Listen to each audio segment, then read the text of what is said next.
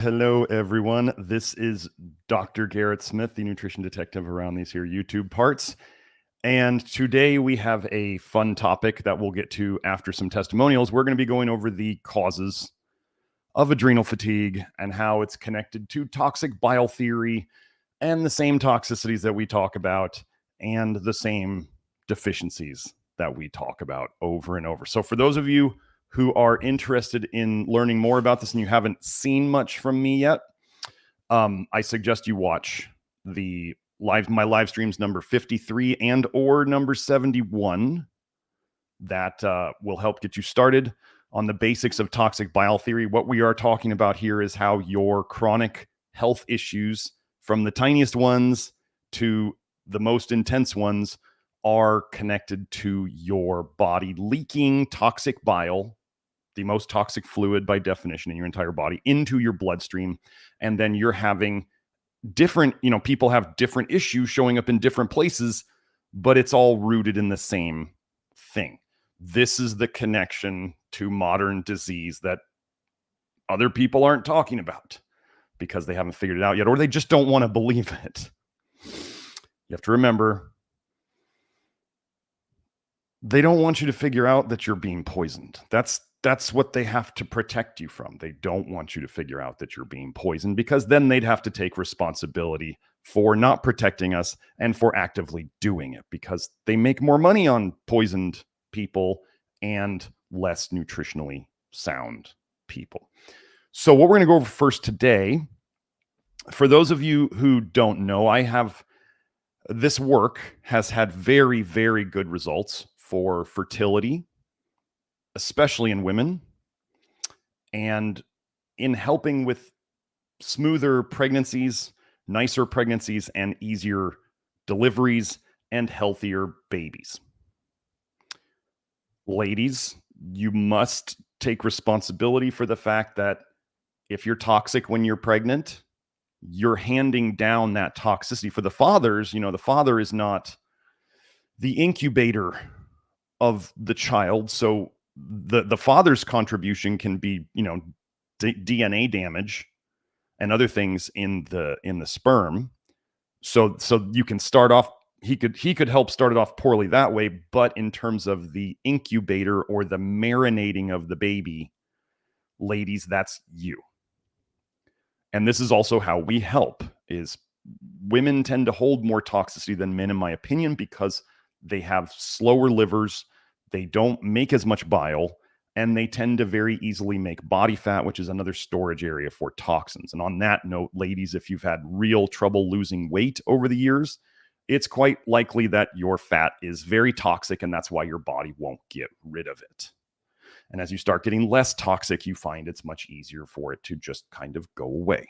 It's not always the case. People can still just eat too much. Don't ever think that it's not all calories in, calories out, but can you just simply eat too much? Yes, of course. But if you're toxic and everything doesn't work for you, and you haven't tried what we're doing here, then that's your next step. So let's get into these testimonials. Let me find that tab. Here we go. So these were posted. I keep testimonials anonymous just because I don't want my people getting harassed on the internet for no good reason. If anyone were to ever accuse me of making up testimonials, that would be laughable, because I don't do this. These testimonials were posted in the Love Your Liver program on the Nutrition Detective Network. That is members.nutritiondetective.com. This is the do-it-yourself part, or the main dietary and toxin avoidance part of this work. This is separate from when I work with clients directly, or Nathan works with clients directly. So let's go. These are pregnancy and delivery related testimonials. The first one: I've been on the low vitamin A diet for about a year and a half. We welcomed our 6th baby, Rosalind, on January 11th. Everything went beautifully. Labor was shorter and easier than my others, and I had no complications. I have a history of retained placenta and postpartum hemorrhage, but my bleeding was very minimal this time, and the placenta was delivered easily. Baby is super healthy, no jaundice, and nursing like a champ. The midwives said the placenta looked great, no calcifications, even though she was 2 weeks late. So far, recovery has been much easier. I'm still figuring out my gallstone attacks, but I'm so thrilled that her birth went so beautifully. I'd also like to add that with my other babies, I bled for over 6 weeks postpartum. This time around, I only bled for 5 weeks, and it was much lighter. Those of you who have read my Twitter thread, or especially on Bill Gates and why he loves to give women vitamin A so much, because he doesn't want them fertile. But vitamin A is well known to cause hemorrhaging in women, whether that is menstrual hemorrhaging, birth hemorrhaging, what causes calcifications that we deal with all the time. When she said there was no calcifications in her placenta, I'm assuming that this person said there was no calcifications in her placenta because they were there before. That's why, you tend to say these things. You'd be like, oh, I noticed that they said there was none of these. What causes calcifications in you? Well, some of the things that we minimize or avoid, which is like vitamin A toxicity. Remember, the one vitamin that even mainstream says women shouldn't overdo in pregnancy is vitamin A. Actually, the Teratology, the Birth Defect Society, says women should get only 3,000 units of vitamin A day in pregnancy. And they said the average American diet has 5,000 to 7,000 units a day. And that's the standard American diet, the SAD, right? So the SAD people are getting twice as much vitamin A as they recommend for women to avoid birth defects. And that 3,000 units, I go over this in my Bill Gates thread. 3,000 units is where the Teratology Society says birth defects can potentially start. Guess how much is in the multivitamins Bill Gates gives out for free via the Vitamin Angels in other countries? It's about 3,000. So if you take a pill with 3,000 in it, and then they're encouraging people to eat like yams and sweet potatoes and other high vitamin A foods, gosh, what do you think happens to the children? So anyway, I'm assuming she also said no jaundice because her other babies may have had jaundice in the past, right? She's noticing these things, and most likely, probably, I didn't ask her about this testimonial before I'm doing this, but I'm guessing she's saying these things because she's had these issues in the past with her babies. So less bleeding, lighter bleeding stopped sooner, birth went easier. And she still has, so this is the key thing. She said she's still figuring out her gallstone attacks. She's been doing the low vitamin A, the love your liver stuff. It's not just low vitamin A. There's plenty of other things that we work on. But she's still having some gallstone issues. Okay. These things don't go away overnight. But we see so many improvements, right? So that's just one. This next one is long. Now let me preface this. This is, I'm going to say it. This is Hope's testimonial. Hope is in the chat. Hope has been with me years, probably since either just before or just after I started the low vitamin A thing, I believe. Hope, you're welcome to correct me in the comments, but it's been years. Hope is super knowledgeable about our approaches. She helps out in the chat all the time. She helps with my office hours, the troubleshooting with clients. She'll kind of be there often and help in the chat. She knows this stuff inside and out. And that is why I am training her currently to become one of our next practitioners after Nathan. So if somebody wants to say she's biased, I mean, when you see her results, yeah, you can say she's biased. Okay, that's fine. I mean, why would people not want to say nice things if they became good enough in this that they want to share it with others? They're probably biased, and I'm okay with this bias. Okay, so let's go. This is going to be long. I know some of you have been waiting for this to be posted. Well, here it is. The details on my labor and delivery. Finally, LOL. Sorry if any of this is TMI. So if those of you don't want to hear about pregnancy and delivery and stuff like that, you can just earmuffs or whatever you want to do, okay? This is real life. These things are not clean and pretty. Pregnancy, also put things into perspective. I'm going to go through my previous pregnancies and labor and delivery times. Pregnancy number 1. I was young when I got pregnant, 19 years old. I had her 4 days before my 20th birthday. She was about 2.5 weeks early, but the pregnancy was easy and no problems arose. My water broke around 2 a.m. I was calm and called the hospital to make sure it broke before I woke anyone up. Once confirmed, I got my bag that was ready, double-checked everything, woke up my boyfriend at the time, and we left. Once at the hospital, they put me on Pitocin to speed up my contractions as they were irregular. I got to 6 before asking, I'm assuming that's like 6 minutes before asking for an epidural. I probably could have done without, but I was young and stupid. The doctor did an episiotomy because it was my first baby. For those of you who don't know, the episiotomy is a little cut they make to supposedly make things easier, right? Had I known better, I would not have allowed that. He didn't even tell me until after he did it. Isn't that nice of them? We're just going to cut you, but we're not going to tell you or ask you.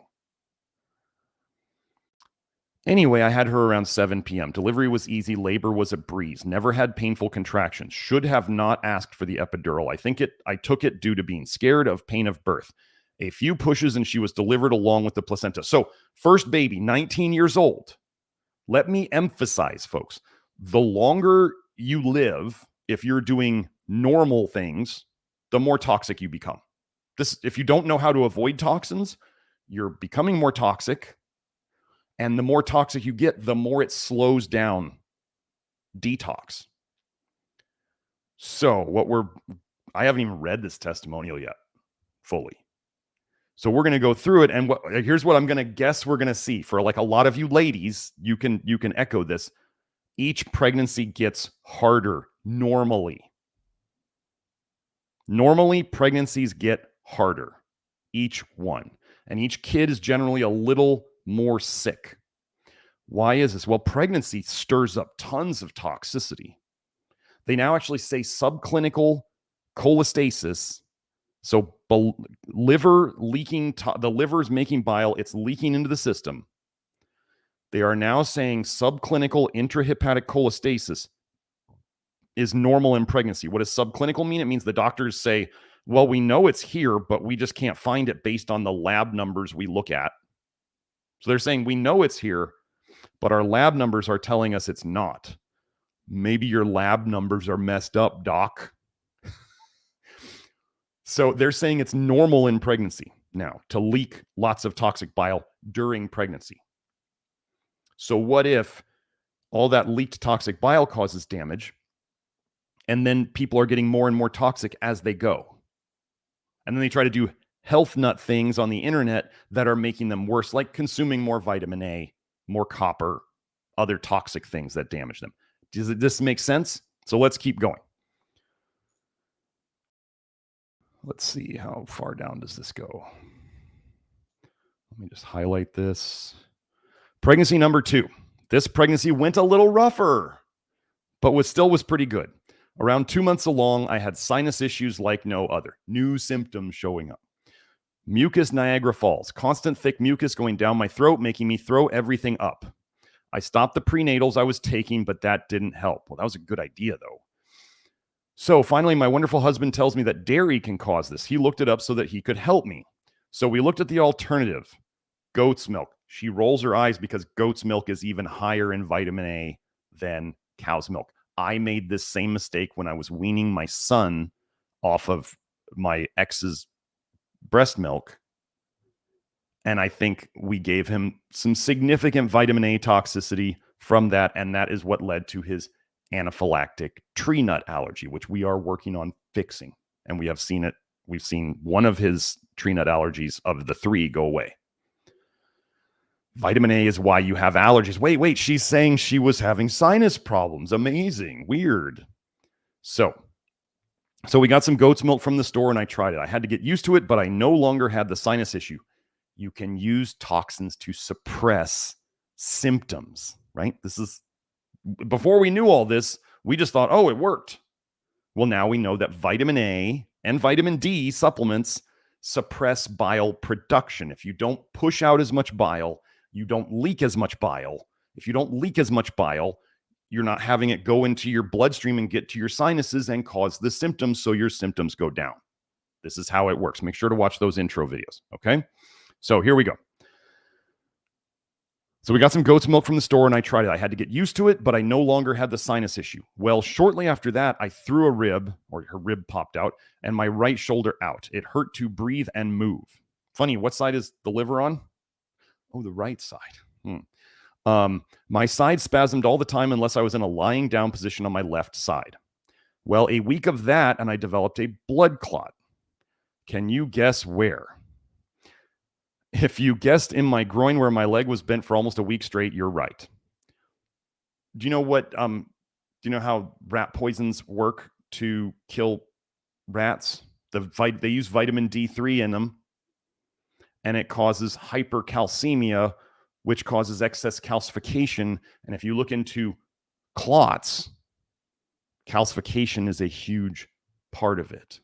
Okay, if you look into atherosclerosis, that's calcium deposits. That's why they measure your coronary calcium score to see how blocked your arteries are, okay? Clots and blocked arteries are calcifications. Okay. Well, because I was pregnant when it happened, I was now labeled high risk for any pregnancy after this, right? They've now diagnosed her permanently. I was put on Lovenox for the rest of my pregnancy and 6 weeks following delivery. They say it doesn't cross the placental barrier. I disagree. The rest of the pregnancy went fine. No other problems. Went in to be induced. Never again. That was the worst labor contractions I have ever had. I needed an epidural when I was dilated to a 3. Oh, maybe she was talking about the 6 earlier was her dilation. Sorry. I was dilated to a 3 because they hurt so bad. And I take pain well. I'm guessing she means I take pain pretty well usually. I was induced around 8 a.m. I went from a 3 to a 9 in about 15 to 20 minutes. So her heart rate dropped. Baby's heart rate went down. They started prepping me for an emergency C-section. I told God I was not having a C-section and commanded her heart rate to raise. As they are wheeling me out of the room, the doctor walks in and checks her. Normal. Praise God. I delivered her around 7 p.m. Easy delivery. 3 pushes and everything is out. So things are starting to show up differently now, right? Okay. Let me highlight this one so we can see it. Where's 4? Pregnancy number 3. This one I started seeing an OB, that's obstetrician, pregnancy doctor kind of thing. But every single visit, she would fearmonger me into taking a baby aspirin the whole pregnancy as a preventative measure against blood clots. She kept telling me I could die and my baby could die. I decided to take Garlinase during my pregnancy. Okay, so garlic, we don't use that much. Causes sulfur problems. Hope may want to tell you guys in the chat about her sulfur issues.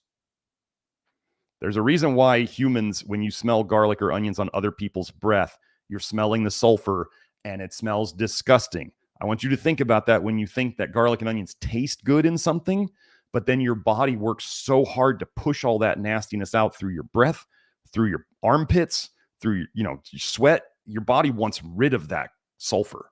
Sulfur is not good for you. You can't avoid all of it, and we don't even try to avoid all of it, but we definitely avoid alliums like onions and garlic, and crucifers, broccoli, Brussels sprouts, cauliflower, cabbage. We don't eat those much at all. Okay? But could it thin the blood? Sure. Can we use toxins to cause an effect in the body? Yes. Okay. No, not a good idea, but maybe better than aspirin at the time. Sometimes we pick the lesser of evils, right? We do the best we can with what we knew at the time.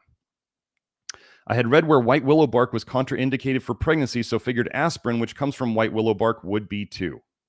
She's a smart lady. So I opted out. During my ultrasound, which was performed by the same doctor that delivered baby number 2, pretty much told me the same thing that my doctor had been saying. That was the last time I went to them. We went to a midwife for the rest of my pregnancy. All went well. This was by far the best one I have had yet. No issues during pregnancy. Went into labor on his due date at 7:30 a.m., went to the birthing center shortly afterwards. My contractions were not regular, which seems to be a normal for me. So a little before 1 p.m., they put me on a breast pump. About 10 minutes later, my contractions were very regular and back to back. I felt the need to push and told the midwife. She said I was not in labor long enough for that to be. I said I at least need to go to the bathroom. So I went to the bathroom As I was going, the midwife asked if I wanted her to get the birthing pool ready. I said yes. She got the pool out and I called her because I heard a big splash. I thought I had him in the toilet. Deliveries are crazy. Like my delivery stories are crazy. She asked what was going on and I said I didn't know. This was my first time doing this, so I wasn't sure what was really going on. Well, she came in and washed her hands. I went into the room and she got the birthing stool out. I went to sit down, but she said she had to get the trash bag over it. I was thinking, you'd better hurry because he is coming, LOL. She got the trash bag over it and I sat down. She went to go get gloves and I walked in with one glove on and his head was out. So she delivered him with one glove on. It was so easy. Had I known it'd be like that, then I wouldn't have done this with my first. Folks, hospitals are not fun places to deliver. Again, 3 pushes and everything out. I never took any medications for pain during or after labor or delivery. So this one was better. Okay. We never know what happened in between. And also, I do believe, since we're going to be talking about adrenal fatigue today, I do believe that as women have more babies, the natural progression should be each one is easier. That's you would make the woman is less stressed during it. So she's probably going to be able to relax more. And then the tissues have done this dance before. They've stretched like that before. So it makes sense that normally each pregnancy should be a bit quicker and a bit easier. That's the way it should be. But as we're going to see, this can completely be ruined. And that's what we tend to see these days because everyone's toxic and deficient. So let's keep going. She felt this was important to put here. In between child number 3 and child number 4, we dieted for health. I was never overweight. I was considered underweight, and when we dieted, I lost more weight. I won't go into all the details of the different diets. Just know we did many, like so many of us here. This is where things changed. Pregnancy number 4. Things seemed to be going well. When I got pregnant, we were doing the Gerson therapy. Whoo, boy. By the end, we were paleo. About a month prior to delivery, I found Matt Stone's books. Matt Stone is the guy who introduced me to Grant Genereux's work on vitamin A toxicity. And we wrote a book together called Solving the Paleo Equation. I read one of them before because we kept becoming sensitive to more and more foods. Toxicity will make you more and more sensitive to more and more foods, particularly vitamin A toxicity, as I've shown in children and adults with allergies and asthma. Okay. Well, the last 2 weeks of my pregnancy, I craved every sort of fat and carb you can imagine. I needed the energy to deliver the baby. I had lost bone mass during all the dieting, and so my frame was smaller. I went into labor around 2:30 a.m., was in labor for 24 hours. I pushed for about 2 hours. Finally, my water broke, and I had him within a few minutes. He came with one push when he finally came. The contractions were definitely stronger with him than my last 2 that were not induced. The following week, I had mastitis. That's breast inflammation. The next week, I had backed up gas pain. The 3rd week after delivery, I went to the hospital with multiple blood clots in my lungs and pneumonia. I was put on Coumadin after being on Lovenox for a bit. I had a bad reaction to the Coumadin, and remember, Coumadin is warfarin. That's rat poison. That's the rat poison that is used first to kill rats. And then if that stops working, then they go to vitamin D3, Terra D3, or Decon. So vitamin D3 is the upgraded warfarin, Coumadin, rodenticide. I had a bad reaction to the Coumadin and took myself off of it as I felt bad. Super low energy, major hair fall, and a drug addict itch, which would be called pruritus in pregnancy especially. That's itching. That's the medical term for itching. This is how my husband described it. The doctor didn't have any other suggestions, so I fired him. I gained weight after that and kept gaining it. Following Matt Stone didn't really help either. Again, no pain medicine during this one. Now, Matt Stone used to be kind of a Ray Peat advocate, as I was at one time. We have both since left that approach, which is pretty much what everybody smart does at some point when they realize it's just not working. Once you finally admit that it's not working, then other options become available. Okay.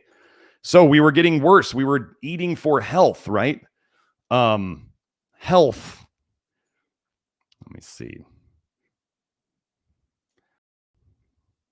Pregnancy number 5. So she's not in the Love Your Liver program yet. She says that down below. I just saw that.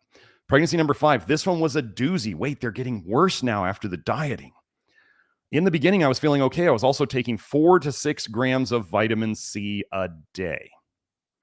Vitamin C is one of the most effective slowers of your actual detox pathways. High-dose vitamin C is one of the most effective slowers of your detox pathways and reducers of bile production in general. And if you reduce your bile production and bile dumping in general for long enough, it will back up just like water behind a dam, and something will eventually blow out, just like if you back up pressurized water in a system, it's going to blow out at some point.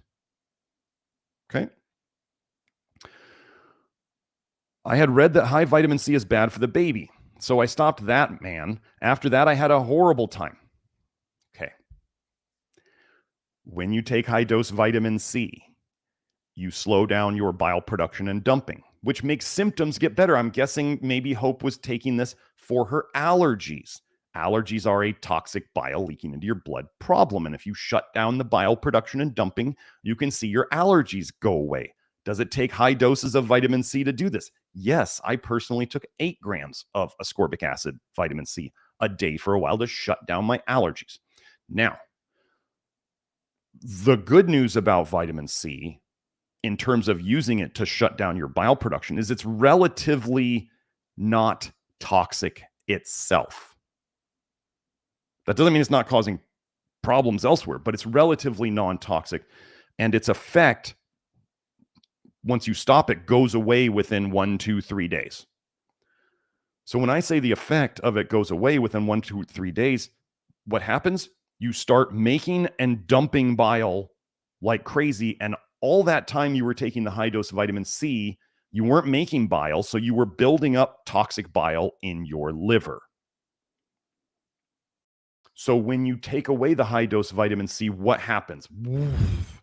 You just start dumping the poison into your system. Okay? This is what's called rebound scurvy. If you haven't seen my scurvy episode, it's one of the live streams. Maybe Joe will put it up. The scurvy episode. Scurvy is vitamin A toxicity. If anybody out there wants to take vitamin C or do fruits or whatever to try to get more vitamin C, I would suggest you keep it under 100 milligrams a day. People will be like, you can't even buy 100 milligram vitamin C pills. Exactly. Get a powder and only take a little bit of it if you decide to. Or you can have the juice of 1 lemon a day. Remember, they used to fix scurvy with limes and lemons and stuff like that. They didn't need very much vitamin C to relieve the symptoms. So don't go and overdo. If vitamin C is high dose vitamin C is a drug effect. Don't fool yourself any other way. It's a drug effect. You could never get that much vitamin C in nature, which means it's a drug effect. Okay? So she stopped the vitamin C. After that, I had a horrible time. Well, now you'd understand why that is. By 3 months, I had blood clots in my lungs. My energy was extremely low and got lower. I ended up with gestational diabetes. Ooh, we've been over vitamin A and copper and diabetes, haven't we? I ended up with gestational diabetes so bad I needed insulin, which I ended up being allergic to, but couldn't use another one. My energy got lower and lower. I could barely get out of bed most days. Because of this, I was super depressed. I just wanted my life and the pregnancy to end. I never acted on it, though, as I had other children to look after. I never really wanted high vitamin A foods, so naturally didn't eat them. I had heard of the low vitamin A thing from Matt Stone before getting pregnant. Me too. Well, I mean, I didn't get pregnant, but shortly after I became pregnant. So I couldn't do much till after I had him. I suggest, ladies, that if you want to do the low vitamin A stuff, that you do at least 6 months of the Love Your Liver program before you try to get pregnant.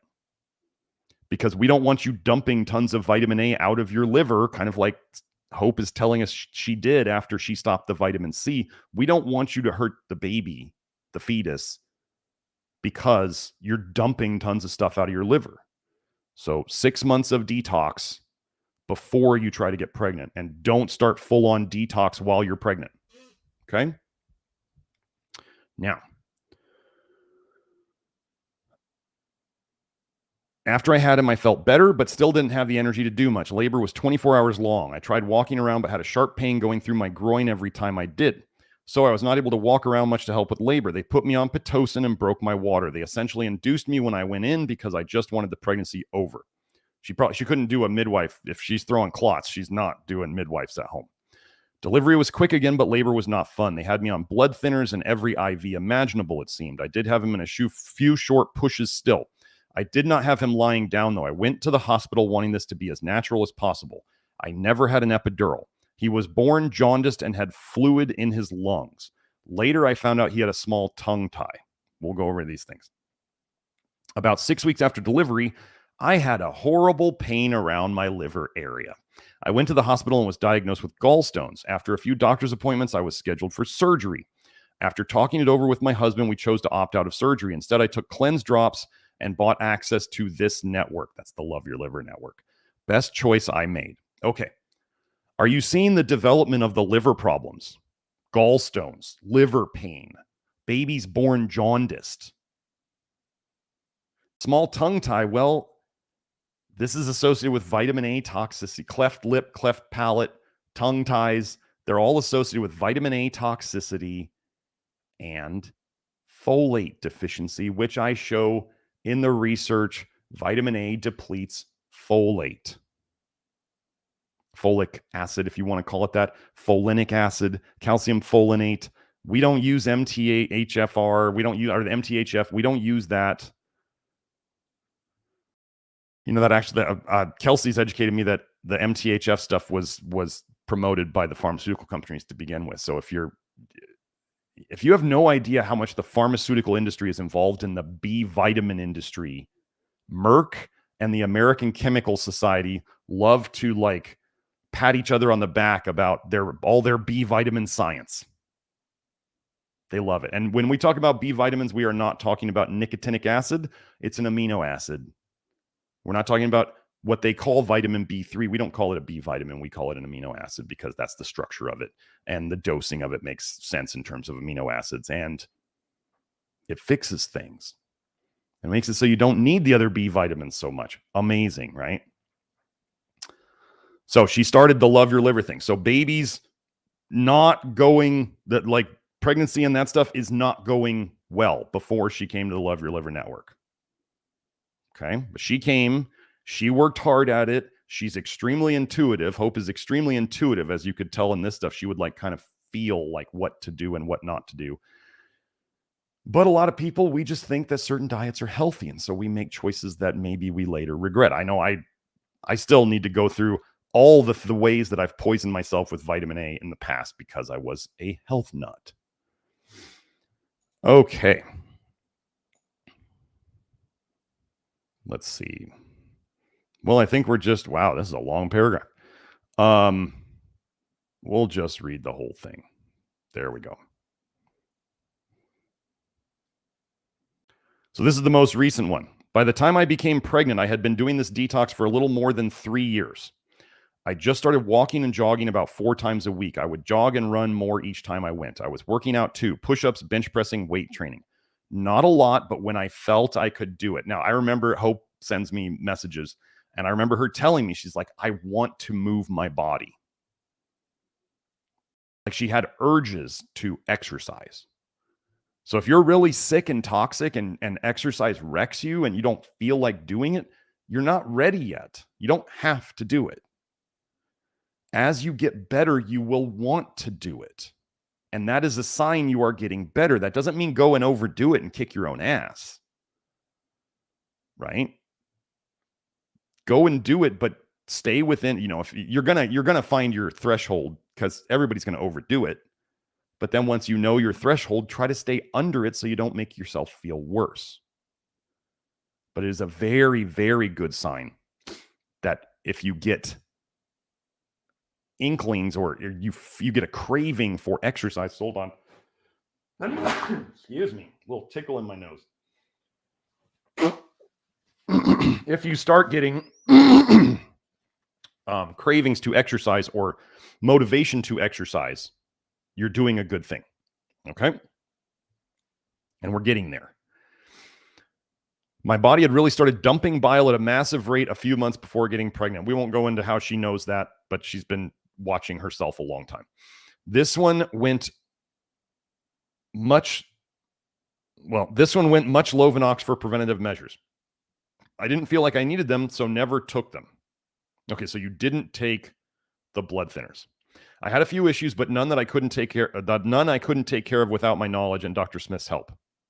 There was one thing I had that didn't go away until close to the end, and that was pelvic pain. I developed it shortly after entering my second trimester.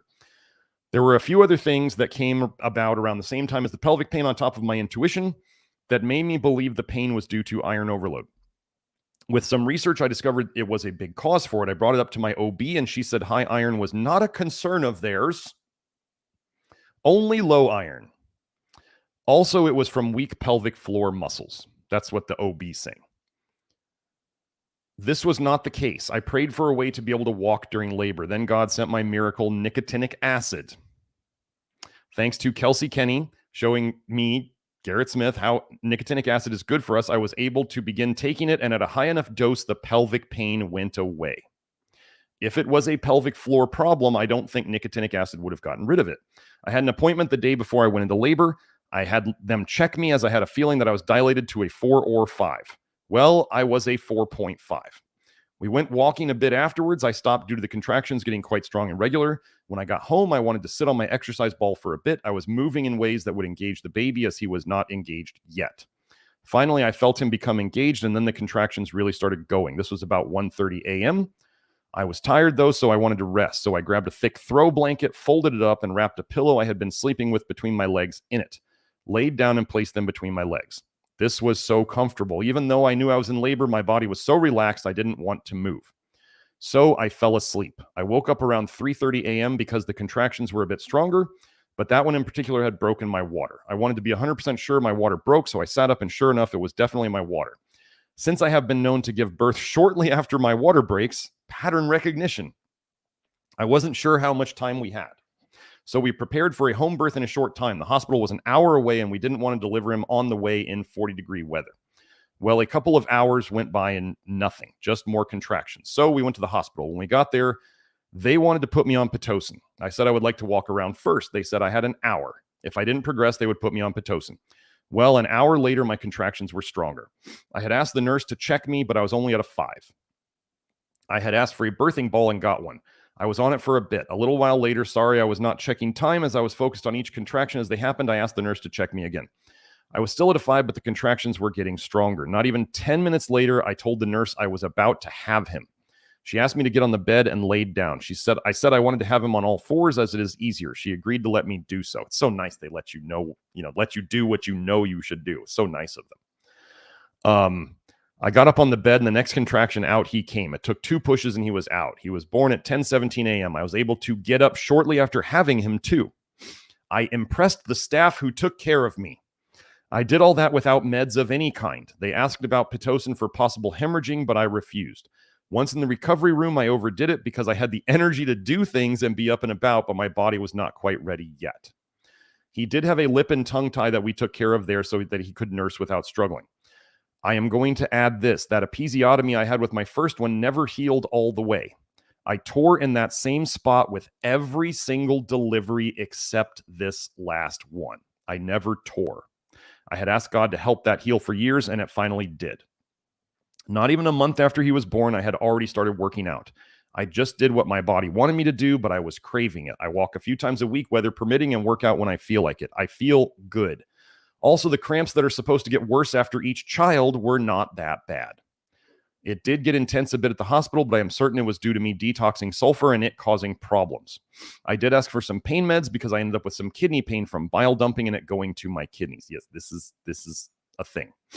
After I had a bowel movement, it subsided. Pooping out bile can help your bile dump symptoms. Many of you out there will note that if you were not feeling good, the best way your body gets rid of bile is by pooping. Many of you out there, when you notice your patterns, if you are feeling bad, often if you poop, a lot of it goes away very quickly. Well, what came out in your poop? The bile that you were reabsorbing. You pooped it out, so it left. This is why you need to poop on the program. Okay? So, let's go. Of course, the pain meds didn't help at all. I asked for something different. They gave me a muscle relaxer that lessened the pain, but it never went away, and it only lasted 2 to 3 hours. I never took anything after that. I got some serapeptase or serratio-peptidase on the way home in case I needed it. I took it 3 times total. That's it. By the time the weekend was over, I didn't need it again. I went home on a Friday. This is a lot different from just throwing clots and needing blood thinners, right? After 3 years of detox. Okay? The pregnancy would have 3 years on the detox and then 9 months after that. I fully believe I would have ended up with some sort of issue if I had not been doing this for 3 years prior to becoming pregnant. I am so grateful to Garrett Smith and Kelsey Kenny for staying the course and bringing us to where we are today with health. They have listened to and obeyed God's voice. I would not have had a pregnancy, labor, and delivery as good as this without their help. Thank you both. I know that this is not a super short label, but the hard labor only lasted about 10 to 15 minutes at that. Same as my third. I did not know what to expect as my previous 2 children were 24-hour labors. I expect if I have any more, it will be even faster. I recovered quickly, and that is what I like as well. This really does work. I'm also already back to my pre-pregnancy size. I just need to tone up a bit now, but see that happening anyway as my body is trying to pick up where it left off before I got pregnant. So we get to see the story of like developing toxicity, getting more toxic, seeing all these clots being thrown. Clots are toxicity, folks. They are. They're excess calcium, all that stuff. Oh, this is my niacin flush here.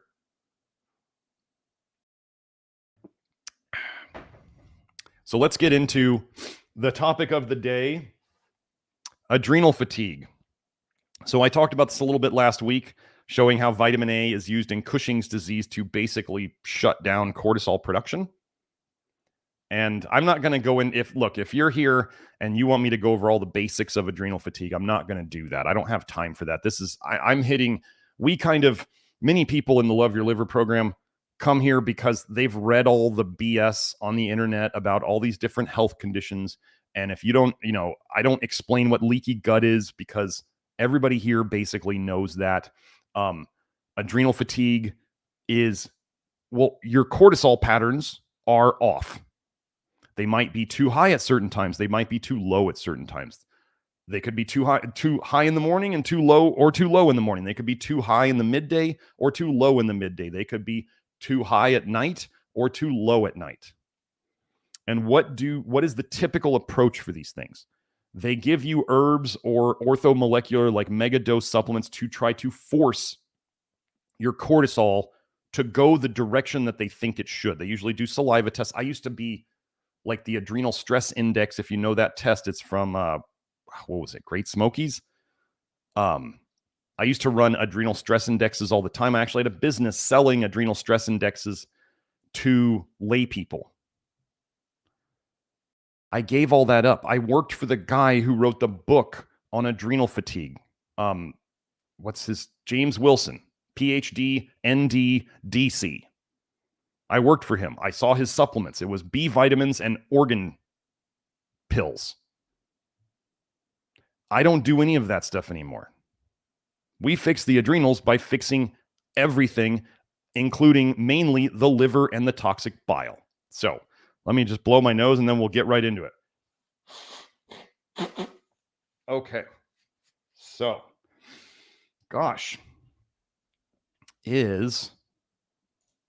are adrenal problems connected to, oh boy, it's going to do it again. Okay, let's see if we can't get this thing to work. I want to share this tab. Yes, there we go. Let's refresh. Well, I swear, I don't know how glass will work, Joe. And then as soon as I get on the live stream, it will stop working. I don't understand this. Anyway, let's get into this. Here we go. We're going to put all the links in the chat. So I want you to know that first, before we start, the duration paradox. For those of you who love looking at cell studies and receptor studies and all of this stuff, the duration paradox is a concept that I came up with, which is typically when they do studies on cells, oftentimes in the whole animal or the whole person, we see the exact opposite. So if you see something quote unquote good happen in cells, in the whole animal or the whole person, it's going to be bad. You just see the opposite effect in the whole animal. And this is why people are so confused, because they're like, but the cell study said this. And you're like, but in real people, it shows this. So we're going to go over an example of the duration paradox. I can feel the flush starting. I feel my cheeks starting to tingle a little bit. So they have bile acids increase steroidogenesis in cholemic mice and induce cortisol secretion in adrenocortical cells via these mechanisms. Okay. Oh yeah, this one I didn't, there's no abstract, but I just wanted to go over this. So they're saying it increases. Okay, so we know that toxic bile, how would bile get to your adrenals mainly? Through the blood. How does bile get into your blood? Probably 99% or more of it comes from leakage from the liver itself, the bile ducts, leaky gut. Bile causes leaky gut, if you didn't know. If it goes to your stomach, which is GERD or ulcers, it's leaking into your bloodstream that way. Your stomach can directly absorb bile. I've shown that before. That is how bile is leaking into your bloodstream, and that is how it would mainly affect your adrenals. Okay? Keep that in mind. Cholestasis, when you see cholestasis, that means, well, wait, cholemic, hold on, let me just look that up. I'm pretty sure cholemic, this is a very important definition. It's what I think it is.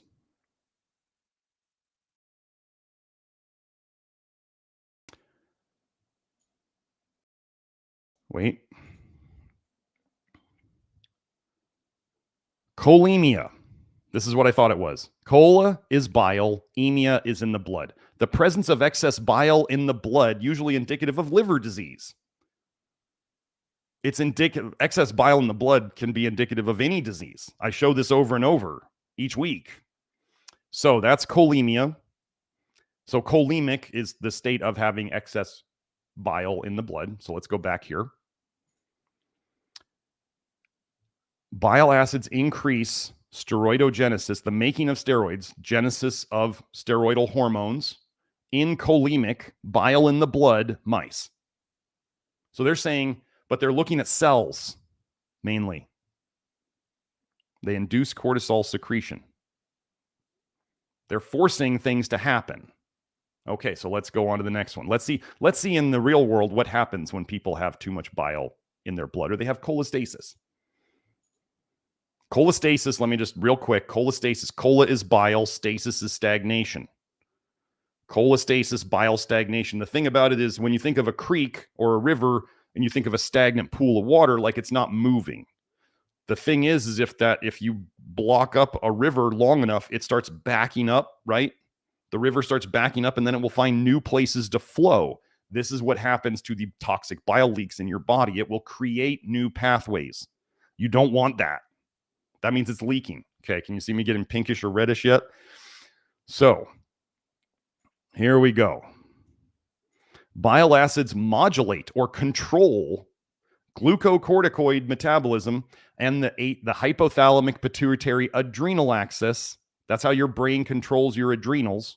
You know, the little hypothalamus up in your brain, pituitary up in your brain to the adrenals. In obstructive jaundice. Jaundice is too much bilirubin in the blood. Obstructive means there's a blockage. Gosh, you remember that river analogy I just told you where the river gets blocked and it starts backing up and it starts blowing holes or making new little rivers around the blockage. Oh, I can see myself getting pink now.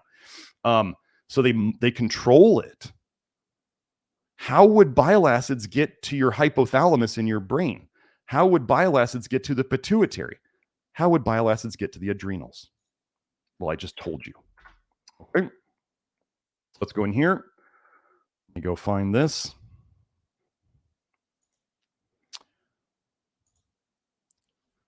This is still the same paper. Suppression of the HPTA, I'm just going to start saying HPTA, the hypothalamic-pituitary-adrenal axis, occurs in cirrhosis. That's your liver's basically shriveling up like a raisin because it's so damaged. And cholestasis. And is associated with increased concentrations of bile acids, they mean in the blood. Wait, so they're saying adrenal suppression is associated with cholestasis. Okay. And more bile in the blood. Let me go find this. These data suggest a novel or special role for bile acids in inhibiting hepatic glucocorticoid clearance. Wait, do I tell people that as you become more toxic, you slow your detox down? A novel role for bile acids, which we consider mainly toxic. They have other effects, but you want rid of them. Bile acids in inhibiting liver hepatic glucocorticoid clearance. So you can't clear these things out as well. So then what happens? They tend to build up in not good concentrations. Of sufficient magnitude to suppress HPTA axis activity. So the bile is slowing down the clearance, the detox of these things, and they're building up, which then suppresses it in a negative feedback loop. Elevated hepatic bile acids, too many bile acids stuck in the liver, interesting, may account for adrenal insufficiency in liver disease. Look at my pink face. I can see it in the little camera. Here, I should have another sip. The flush is not to be scared of, folks. Just start slow, but we go over all of that. Start slow and buffer and do all the stuff we talk about in the Love Your Liver program with those articles written by Kelsey. So we got that one. Did I share this one? I don't remember. I'll share it again. There we go. So let's keep going. I'm going to try to go through these fast. Oh, the next one. HPTA, dysfunction in cholestatic liver disease. That seems pretty straightforward. Let's go find the next entry.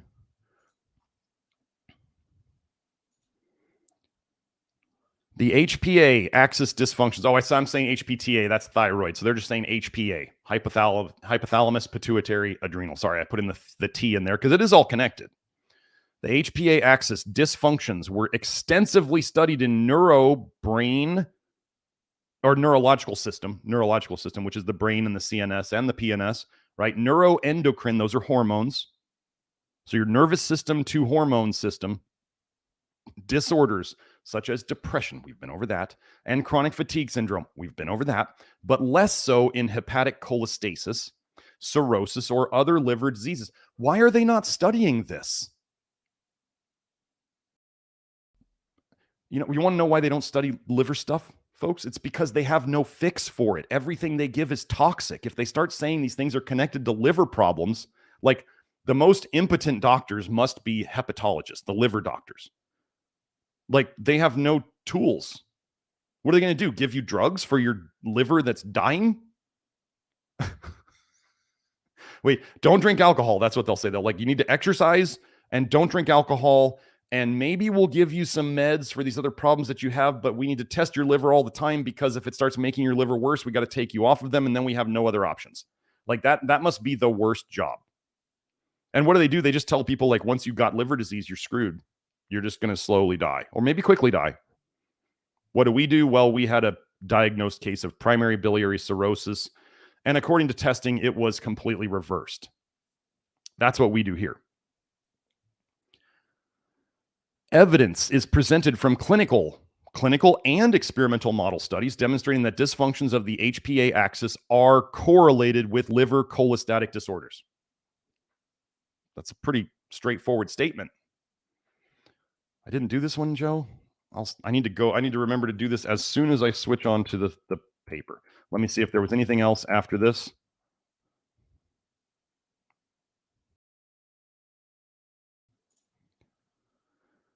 Pro-inflammatory cytokines stimulate glucocorticoid release by adrenals, but they also inhibit bile acid efflux, bile leaving from the liver. Oh, what did we just talk about? Bile building up in the liver, and they were talking about excess bile acids in the liver? Bile damages the liver itself, folks. I've been over this before.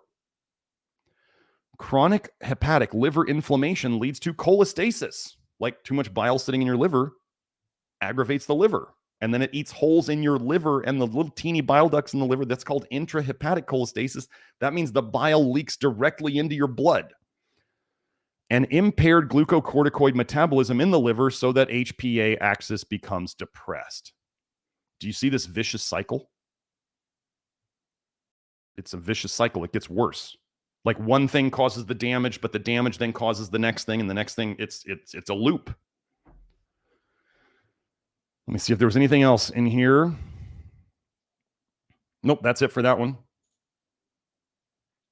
Let's keep going. So I want to keep talking, but then I have to stop for a second so I can do the link right. Anyway, here we are. Atypical presentation of adrenocortical insufficiency, adrenal cortex not doing its job, with anorexia and jaundice. So here we're connecting it in the real world. So she was diagnosed with adrenocortical insufficiency. Symptoms were anorexia and jaundice. Well, let me tell you two things that will cause anorexia. Anorexia, when you think of it, it's not just like young white women starving themselves. Okay, I mean, that's the media portrayal that most of us tend to get. It's simply not eating. That's it. Anorexia is not eating. The reasons for it can be many. There could be mental reasons. It could be zinc deficiency causing a lack of appetite. It could be bile in your stomach or in your blood triggering your body to say, don't eat more, because if you eat more, you'll dump more bile. Your body's smart. If you're leaking too much bile into your blood, like intrahepatic cholestasis type, your body will tell you, don't eat. It's going to make this worse. Because when you eat, you dump bile.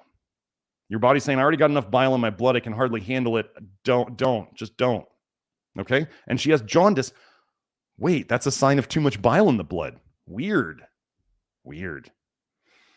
Medication, they gave her glucocorticoid replacement. They gave her probably either hydrocortisone or dexamethasone or some other oral glucocorticoid. Okay? The clinical manifestations of adrenocortical insufficiency may be atypical.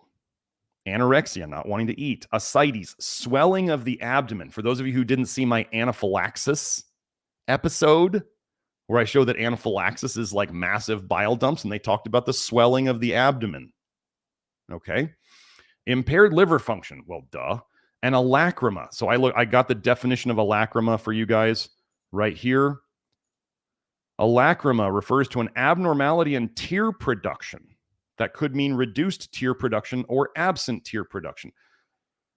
Well, we're going to go over vitamin A, but you guys know what one of the most common symptoms caused by Accutane, aka 13-cis-retinoic acid, aka one of the things that your body turns vitamin A you eat into in your body. Don't ever think there's a difference between Accutane and what your body turns vitamin A into in your body. It's called 13-cis-retinoic acid. There is no separation. They can find 13-cis-retinoic acid in normal people who take no Accutane. When you eat vitamin A, you are turning some of it into Accutane in your body. And dry eyes are a symptom of vitamin A toxicity. Okay, so let's go back here. Jaundice and anorexia presenting together in the same patient as the main symptoms are rare. Okay. Oh, I got to switch. Sorry. Here it is. Got it. We present a rare case of a 65-year-old woman diagnosed as having adrenocortical insufficiency with chief complaints of anorexia and jaundice. The patient had a history of, wait, where did we talk about bile going where it's not supposed to? Hiatal hernia and gastroesophageal reflux disease. GERD, acid reflux, is bile going back up into your stomach. If you have enough bile in your stomach long enough, it will start to eat away at the valve at the top of your stomach. And then you start getting a hiatal hernia, which is where your stomach starts pushing up into your upper abdomen, it starts pushing up in through the diaphragm. Okay? That's how these things happen. Like, why would all of a sudden the lower esophageal sphincter where it goes through the diaphragm, why would that suddenly weaken? Like, what's eating away at it, weakening it? It's toxic bile in your stomach. And that's why it goes along with GERD. It's not acid, it's bile refluxing. It is cholestasis, bile backing up into your stomach. Okay.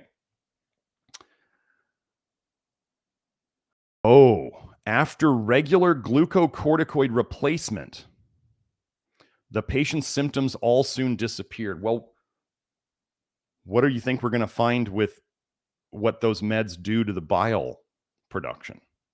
What if that's the whole basis of how they work is by suppressing bile coming out, production and dumping? Let's keep going.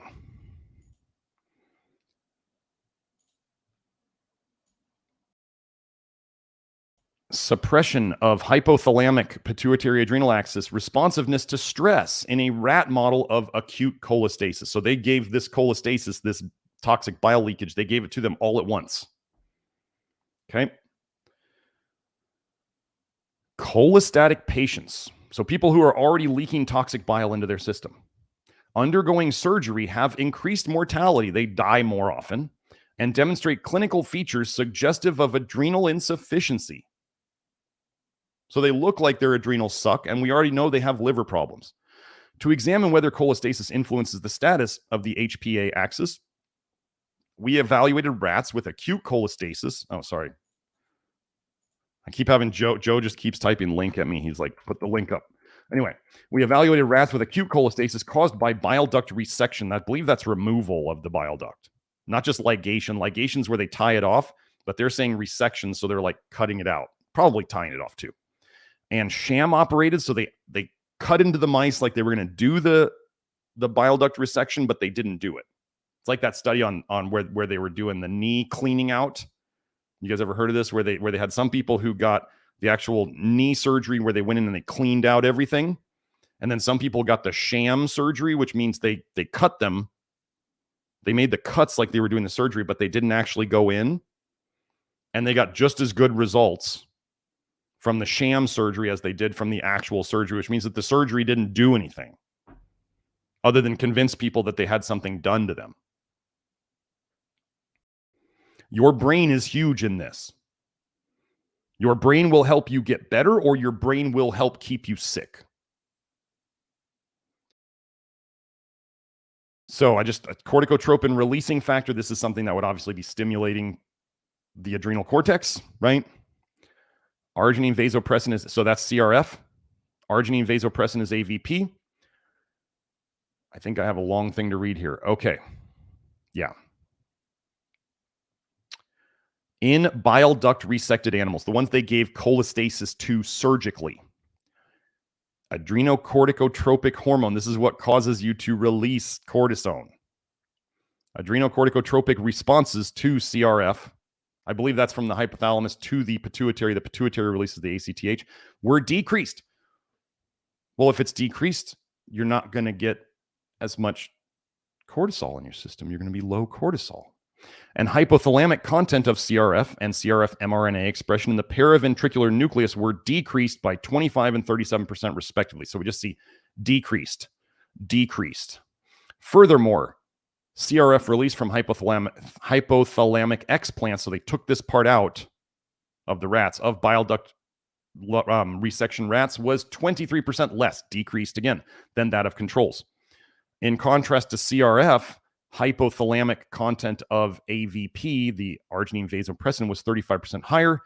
AVP mRNA in the paraventricular nucleus was increased by 6.6-fold, and hypothalamic explant release of AVP was 24% higher in BDR rats than in control animals. Obviously, they did something to the liver, and the adrenal system is going haywire. Pituitary ACTH contents were similar in bile duct resected and sham resected rats, but higher than unoperated control. So something about the surgery itself caused a change. These findings demonstrate that acute cholestasis causing toxic bile leakage in the rat is associated with suppression of the HPA axis, responsiveness of HPA axes, responsiveness to stress, and demonstrated dissociation between mechanisms of ACTH regulation mediated by CRF and AVP. We already did a lacrima definition. We did, okay, I think we did, let's do this one. Hypercortisolism, excess cortisol, Cushing's disease. In patients with cholestasis is associated with disease severity. The worse the cholestasis, the worse the problem. Now, if you think it all just goes one way, right? There's hyperthyroidism and there's hypothyroidism.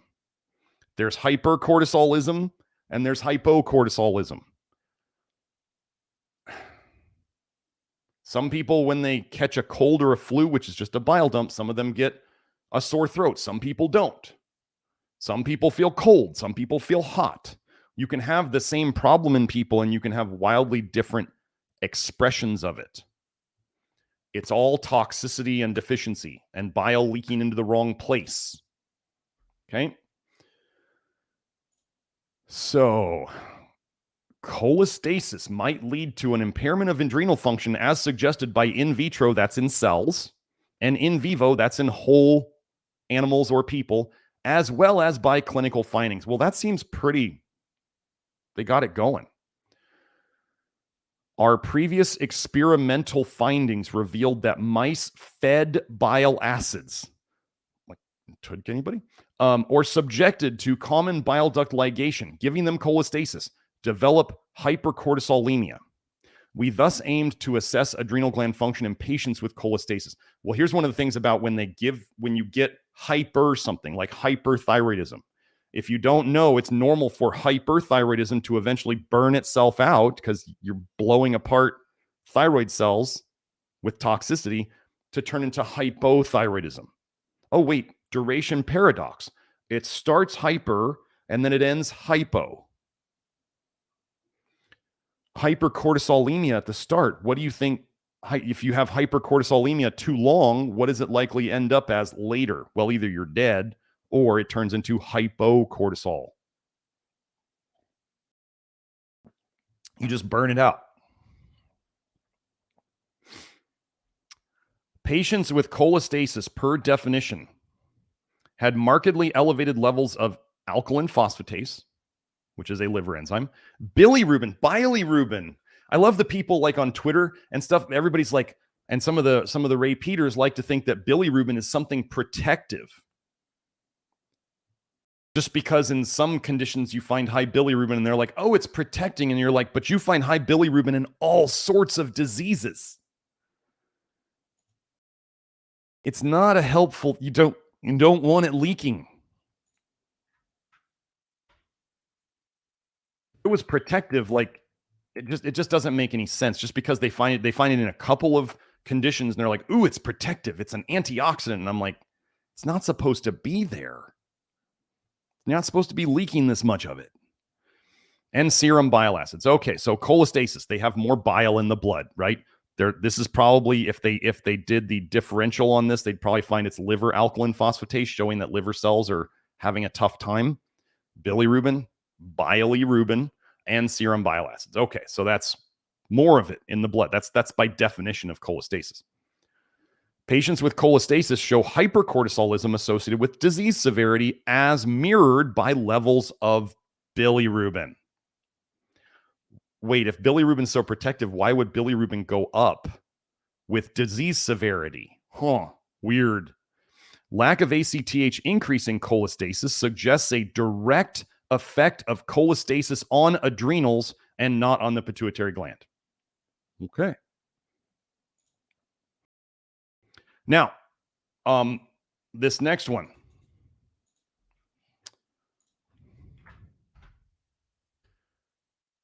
For those of you who, again, I'm going to reference the anaphylaxis episode. And in a lot of those anaphylaxis papers, they said that anaphylaxis looked like septic shock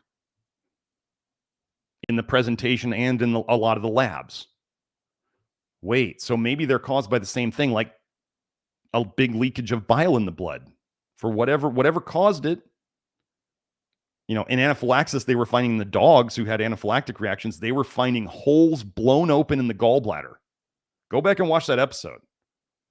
There were holes in the gallbladder in the anaphylactic dogs. Gosh, do you think you could leak bile into your blood through a hole that's blown out of your gallbladder?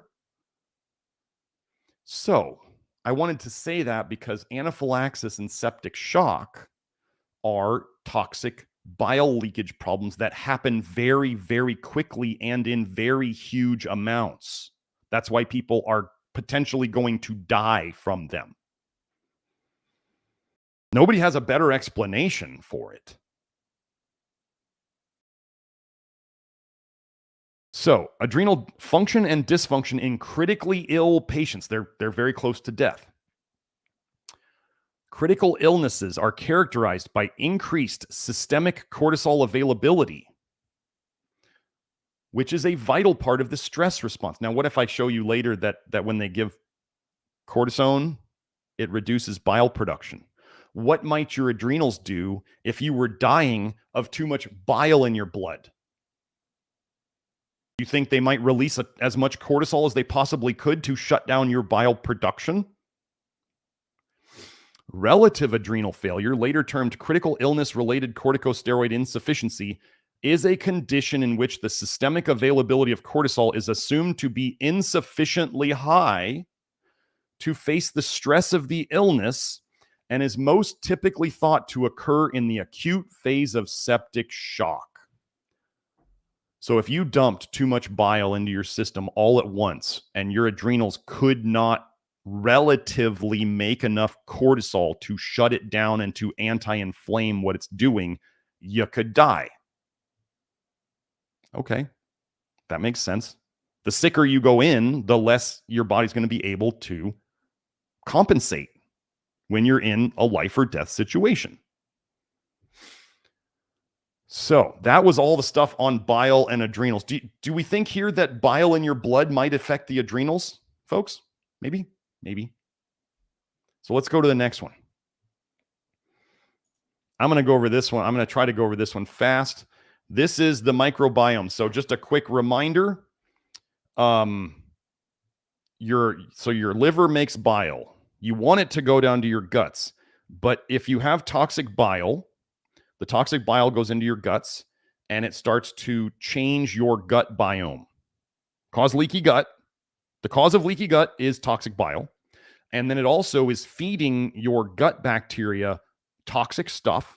So your gut biome gets worse. The gut biome starts making more secondary bile acids, which are the most toxic bile acids. And then you are reabsorbing those through the enterohepatic circulation, which then go straight back up to your liver. So you're sending more. So your liver makes primary bile acids. Your gut can turn some of them into secondary bile acids, which are worse, and then then the enterohepatic circulation sends them right back up to the liver. Then the liver has to deal with them, and then that damages the liver. I think in one of the papers I'll go over later, they use a secondary bile acid to cause cholestasis. So they just give these rats chenodeoxycholic acid, and it causes cholestasis. That's one of the ways they give the rats toxic leaky bile, is by giving them toxic bile. Okay, so the gut biome, when you think of the gut biome, is part of this vicious cycle. Your liver makes toxic bile because you take in toxins and you can't clear them. It goes into the gut. Your gut biome then has shifted and modified so that it now turns the bile that wasn't so bad, maybe, but it takes the bile, whatever it is, and it changes the gut biome. It makes it worse. And then you're sending worse bile back to the liver, damages the liver. Liver can't detox. You make more toxic bile. You send it down. Do you see this vicious cycle? This is why the most important thing you can do to get out of this is to put less toxins in the system so that the liver is not under so much stress. Wouldn't it be nice at work if you were overwhelmed, if all of a sudden they just stopped sending you so much work? Isn't that how you would catch up? You could try to work harder, but what'll that do to your health? You could just try to work harder. You might make it out, but you might come out the other end more damaged. But what if you could simply via not taking in as many toxins, you could reduce the amount you have to catch up on. Does that make sense?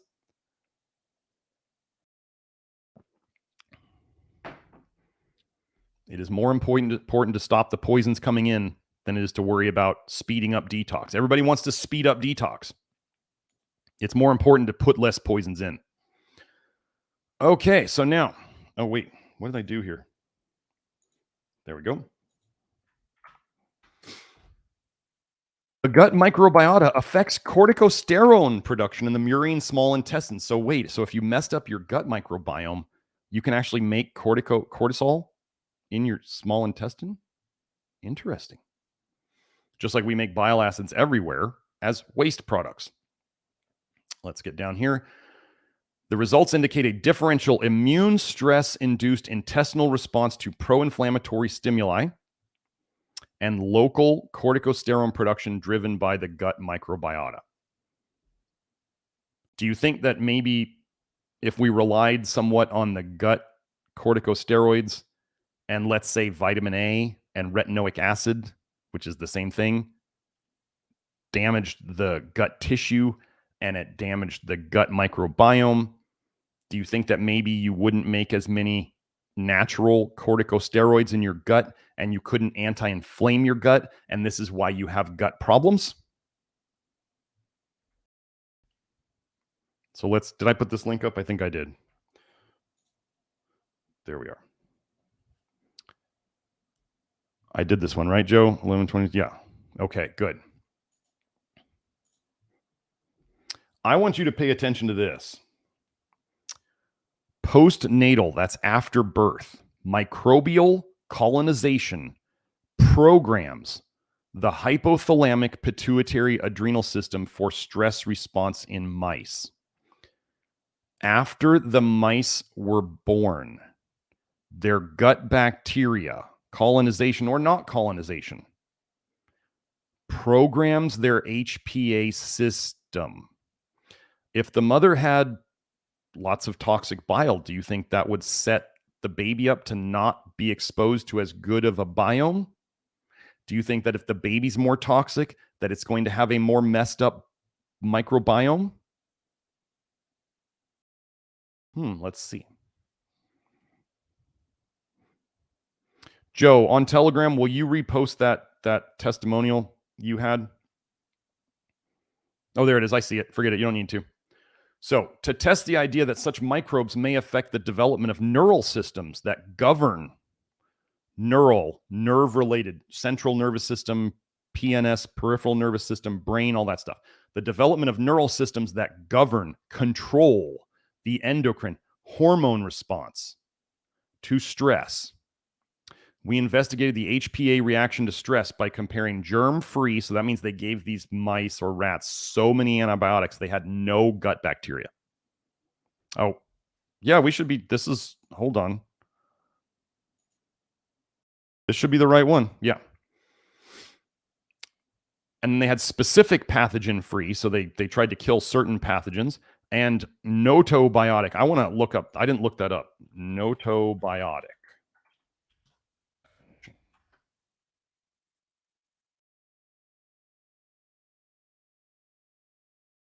Of relating to living in or being in a controlled environment containing one or a few kinds of organisms. Okay, I'm not spending a lot of time on this. In which there are no unknown microorganisms. Okay. So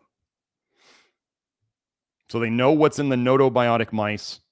They know that specific pathogens, certain bacteria are not in certain mice. So they're saying this is like, we know what's there, we know what's not there, and there's nothing there.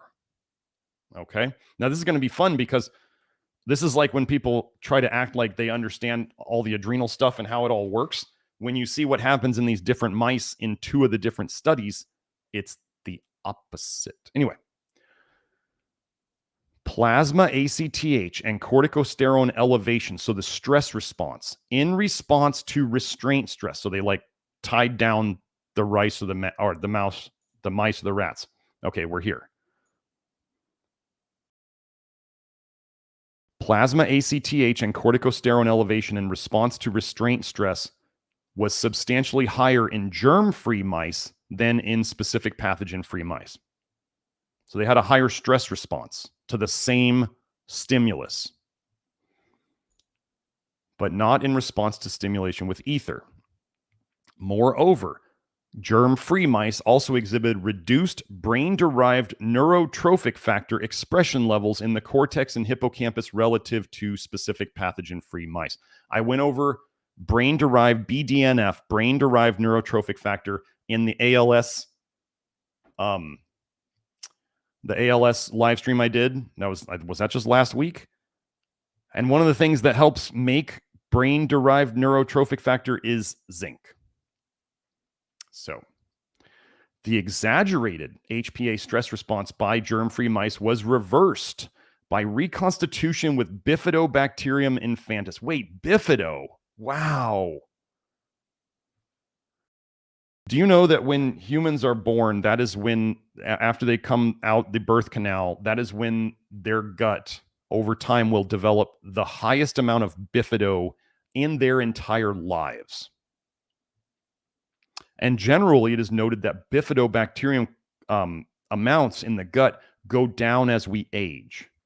Do you know what will also kill Bifido in your gut faster than anything? It would be low carb, no carb, keto type, all muscle meat carnivore, organ meat carnivore. If you don't eat carbs or fiber, you will destroy your Bifido populations. This is in the literature. And then you will start to get what's called a putrefactive dysbiosis. And then you'll be like some people out there who don't understand what they're talking about, saying that they thought beans made them worse after they were an all muscle meat carnivore for a long time. No, they had a putrefactive dysbiosis and they didn't listen to their body before they added the foods. And if they added the foods and they didn't feel good, they should have taken them out and tried other things. I supplemented with Bifido, and I used to have a putrefactive dysbiosis. And then all of a sudden, I started tolerating beans a whole lot better. Weird. If you don't feed your gut biome the right things, it will change. Okay?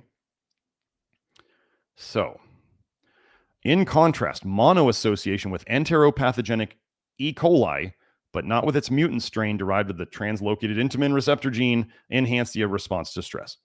Importantly, this is the most important part here. Importantly, the enhanced HPA response of germ-free mice was partly corrected by reconstitution with specific pathogen-free feces. The poop, what's it called? The fecal transplant. That's basically what they did. SPF feces at an early stage, but not by any reconstitution exerted at a later stage. So it worked if they gave it to them early enough, but it didn't work later, which therefore indicates that exposure to microbes at an early developmental stage is required for the HPA system to become fully susceptible to inhibitory neural regulation. So there is programming that can happen during the natal period, which is, pregnancy, postnatally. There's stuff that's going on. Okay. So, Zendog, TBT is toxic bile theory. That's the abbreviation. We got 7 super chats. Oh, this is going to be a while today. Okay. So, let me have another sip and then I'll put this down. Microbiota, your gut bacteria.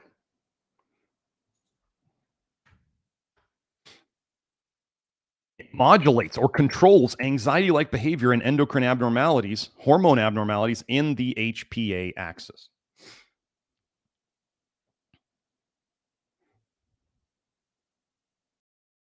So remember how they had germ-free mice had more problems in the last one, and the SPF didn't have as many problems.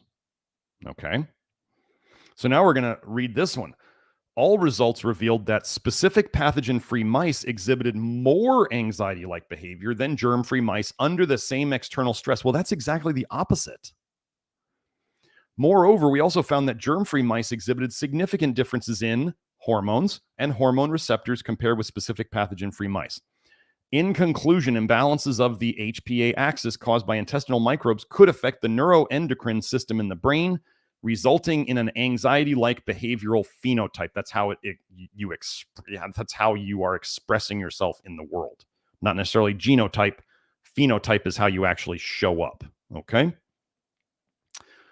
Weird. It's exactly the opposite. So then when you have people reading studies and trying to micromanage your gut bacteria, or they do gut bacteria testing and they're like, oh, well, you're lower in this than you should be. And then maybe they give you that bacteria and you feel worse. And they're like, well, you need it, so you should just keep taking it. And you're like, I don't feel good. Why am I going to keep taking it? And they're like, oh, because you need it. No, you have to. This is why gut bacteria science is not very much of a science, in my opinion. We have approaches that we can do, but it always depends on, you have to try it and then see what happens. Because just if somebody says, like, if I tell people, looks like from your pattern you have a putrefactive dysbiosis, and you try bifido and you don't feel good on it, well, then you should probably try some lactobacillus instead, and vice versa. It doesn't matter what the presentation is. This is why I do not like if you're doing any kind of health approach where their main approach to you is only a questionnaire. They try to do everything via a questionnaire, and you do your questionnaire and they're like, you're this. And maybe you all have done this, because I learned about this using it with clients in the past. And then you give them what their questionnaire says, what you were taught to give them by the questionnaire people, and they have the exact opposite reaction to it, and they feel terrible on what you're doing. Well, then you're like kind of stuck, right? Because the questionnaire said, but. So about the energetic connections and stuff like this. So we just saw that certain things could be programmed into people in a certain way from their gut microbiome. Joe Baker's remedy report, I believe, in the chat. I'm just going to read a testimonial from someone he worked with some of the sound therapy he does. If you choose to talk to Joe about it, that's up to you. You can find him here in the chat every time. So here's the testimonial. I'm just going to read it. I'm not going to put it on the screen. I met Joe in 2018. We connected right away. He mentioned he did sound healing. I had been diagnosed with PTSD, which made me very jumpy and sensitive to noise or being surprised, which was kind of like those mice or rats in that study we just read about. After one session with Joe, the jumpiness stopped. It has been a year and a few months, and the change remains. He's also worked on some of my childhood trauma. I feel lighter, as if I'm no longer carrying that heavy backpack of unnecessary trapped emotion. I truly and wholeheartedly recommend Joe to anyone looking to experience sound healing. He is super kind, patient, and sweet, and truly gifted. So sometimes, that may be something that this person needed to rebalance them. I'm not against almost anything that can potentially help, especially if here's a key thing from naturopathic medical philosophy. First, do no harm. Sound therapy is unlikely to cause any problem. Oh, Joe, I didn't show the screen on that one. So sound healing, like, okay, you do some sound healing with Joe. Is it likely to make anything worse? No. Could it help things get better? Sure. Could there also be, in some people, a placebo effect? Sure. Are we against people changing their perspective so that they let themselves get better? Like, it's really funny how much modern medicine hates the placebo effect. People are getting better. Would they hate that? They don't really want you to get better, do they? So they're gonna hate the placebo effect. That's your brain getting you better. I particularly like when people say that they can, the studies are like, well, this % was placebo effect. And I'm like, wow, really? Y'all can read minds now? So let's go into this one. I want you to pay attention to this one about how the gut microbiome, we just talked about how it affects your bile. It changes the bile. It changes the recipe of the bile, which is one of the main things that makes you have certain conditions or other conditions. Okay. The role of gut metabolism of adrenal corticosteroids and hypertension. Clues gut cleansing antibiotics give us. So they're just going to wipe out. They're just going to just wipe out the microbiome. Wow, things improved. Well, what happens when the microbiome comes back? Always remember when you wipe out the gut microbiome, think of it as like, what do they say survives after a nuclear attack? The cockroaches. So you're going to have quite a cockroach population before anything else ever comes back. Every time you nuke your gut, if that's even what antibiotics do, we do know they do stop bile production, which could be why things get better. Could be also why antibiotics cause liver injury, and then later you have more health problems because you're leaking bile into your blood, and then you get other problems. So let's go look. Gut cleansing antibiotics. Gut cleansing antibiotics. Intestinal bacteria can metabolize sterols like cholesterol and related things, bile acids, steroid hormones. Do you know that all three of these things, their structures are amazingly similar? If you look at their chemical structures, amazingly similar.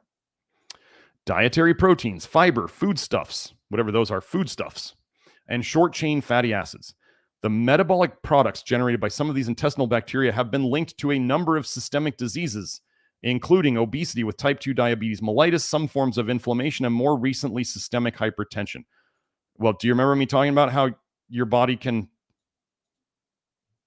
make the gut microbiome can make things worse? 306. Oh, I did it. Okay, good. Let's go down here. So the gut microbiome making your toxic bile worse. So what happens when they knock it all out? In several animal models of hypertension, high blood pressure, administration of gut cleansing antibiotics, I love how they say it over and over, results in transient, temporary resolution of hypertension and transfer of intestinal contents, a fecal transplant, from a hypertensive animal to a normotensive animal produces hypertension in the recipient. So if you have like toxic bile-loving bacteria in one animal and you transplant them into another animal, you can give that animal more toxic bile. Does that make sense? But if you wipe out the bacteria with antibiotics and you wipe out, let's say, the bad bacteria that are making bad bile acids, you can see the hypertension, the high blood pressure go away. Does this make sense? Moreover, fecal samples from hypertensive humans, so high blood pressure people, transplanted into germ-free mice, so they wiped out the bacteria in their guts, resulted in hypertension in the recipient mice. Thus, it appears that the intestinal microbiome may not just be an innocent bystander, but certain perturbations in the type and number of bacteria may directly or indirectly affect hypertension and other diseases. Notice how they said, so when they gave antibiotics, they got temporary resolution of the hypertension. They wiped. So did the bile problem? Did they fix the toxic bile problem? No. Toxic bile was still there. They just wiped out the bacteria that made it worse or changed the bile recipe. But it was temporary. So the bile itself created the same problem again. Okay, so let's move on.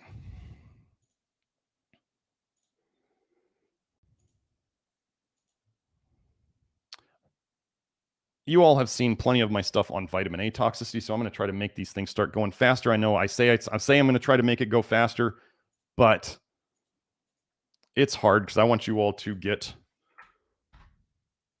paid for. All trans-retinoic acid. Now, this is retin-A. This is tretinoin. This is part of what you do make this in your body from and you make some of this from vitamin A you consume. I have the research on it. I've shown it before. In normal people eating vitamin A, you make all trans-retinoic acid in your body. And if you think If you are one of those people out there trying to say that all trans-retinoic acid that you make from natural vitamin A is somehow chemically and functionally different from all trans-retinoic acid that you would take in a pill or rub on your skin, you're completely wrong. You're being completely unscientific, and the research shows that you're just wrong. Okay? So all trans-retinoic acid-induced HPA hyperactivity involves glucocorticoid receptor dysregulation. It's messing everything up. Retinoic acid was applied to rats chronically through intracerebro. Yeah, you guys stop doing the super chats because I'm not going to have enough time. We'll have to move them to the next week. Chronically through intracerebroventricular injection. So they're injecting this into their, I believe that's their brain. A 19-day retinoic acid exposure induced potent HPA axis activation and typical depression-like behavior. Dexamethasone, the strong corticosteroid, failed to suppress basal corticosteroid secretion. So it's still secreting even though it's not supposed to be. Wow.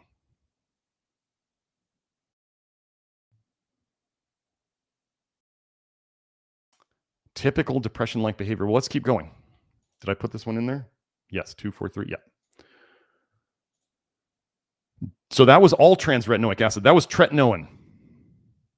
You make it in your body. Now, here we have dual effects of 9-cis-retinoic acid on ACTH-dependent hyperplastic adrenal tissues. So vitamin A seems to really affect the adrenals. 9-cis-retinoic acid is alitretinoin. When you are breaking down, so when you break down vitamin A into retinoic acids, there are three main ones that are made in your body. There is all trans-retinoic acid, sold to you in pills and topically as retin-A or tretinoin. There is 13-cis-retinoic acid, which is sold to you as Accutane or isotretinoin. And there is alitretinoin, which is 9-cis-retinoic acid, which is what we're talking about here. Alitretinoin is mainly used as a chemotherapy. Sounds healthy, doesn't it? Do you know that they also use all trans-retinoic acid and 13-cis-retinoic acid, retin-A and Accutane as chemotherapy too? We're letting these doctors give chemotherapy to our children for their skin issues. It's almost like it's a genocidal campaign. And then when you see the fertility problems that Accutane causes in young children, you should better understand that it is an infertility campaign.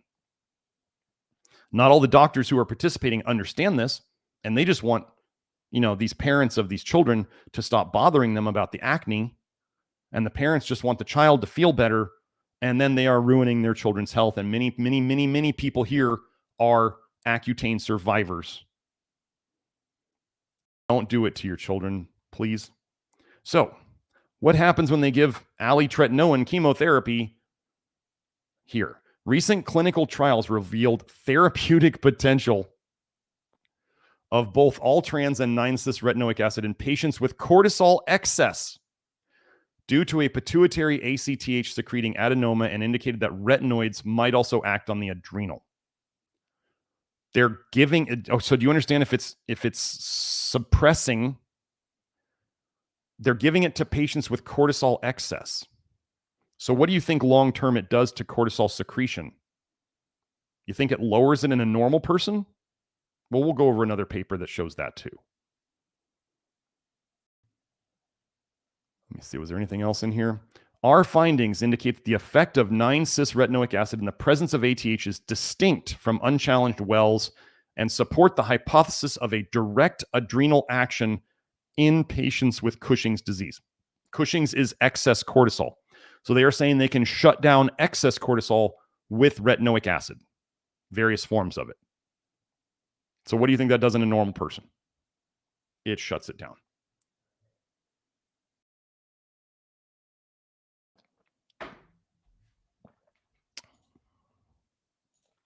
More.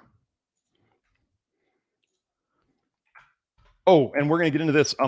Vitamin A toxicity is probably the cause of a lot of the copper toxicity You all will get to see the mechanism of how that works very soon.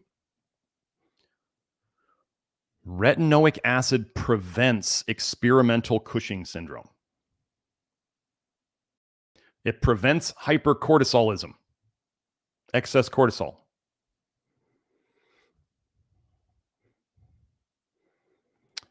Retinoic acid also inhibited cell proliferation and after prolonged treatment increased caspase-3 activity and induced cell death in ACTH secreting cells.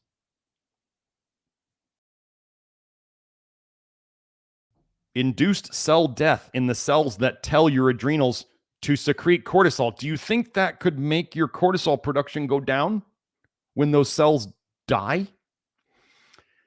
In adrenal cortex cells, so not only is it affecting the pituitary, in adrenal cortex cells, retinoic acid inhibited corticosterone production and cell proliferation.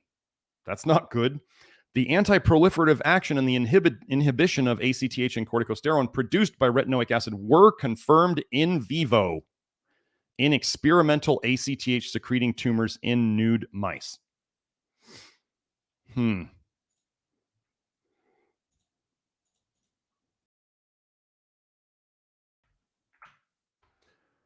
Rapid action of retinoic acid on the HPA axis. Rapid action.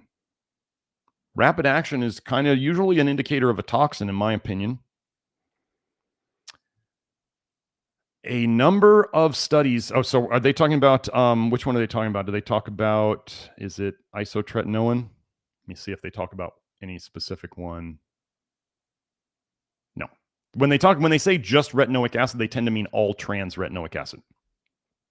A number of studies have indicated that treatment with retinoic acid over this time period impacts the HPA axis and may contribute to a number of the side effects of the drug.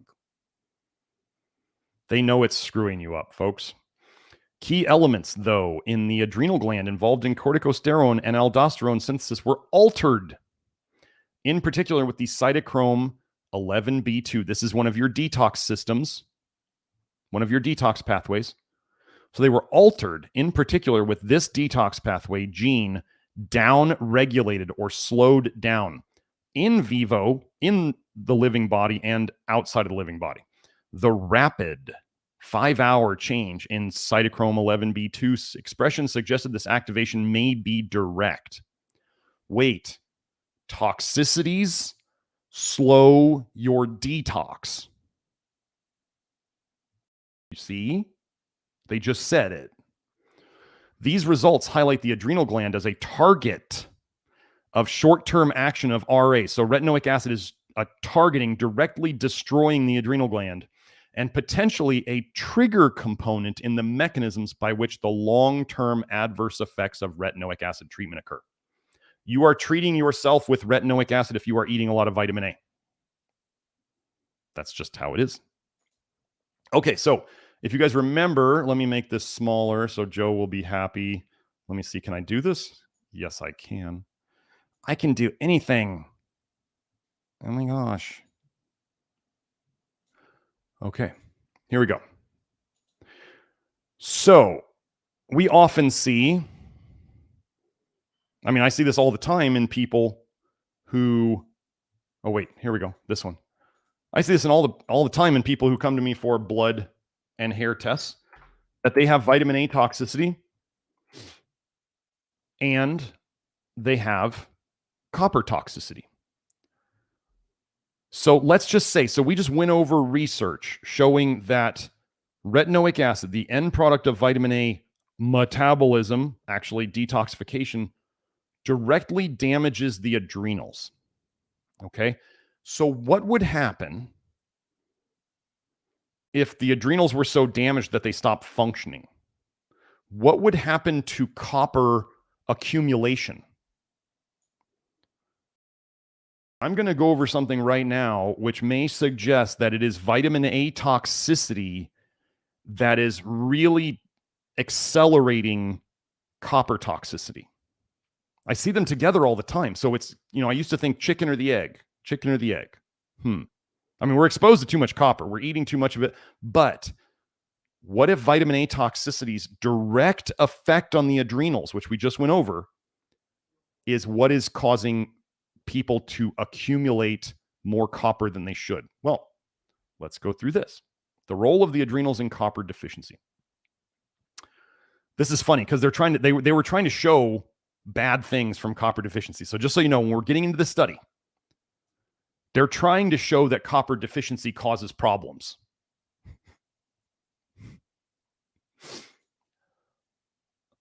The present study was undertaken in order to establish whether, one, a decrease in catecholamines, these are like your stress hormones, will prevent the heart hypertrophy of copper deficient rats fed fructose, and two, an increase in hepatic copper concentration will ameliorate or make better the signs associated with copper deficiency when fructose-based diets are consumed. So just so you know here, folks, we're not, okay, fructose. Just don't add sugar. Don't eat added sugar.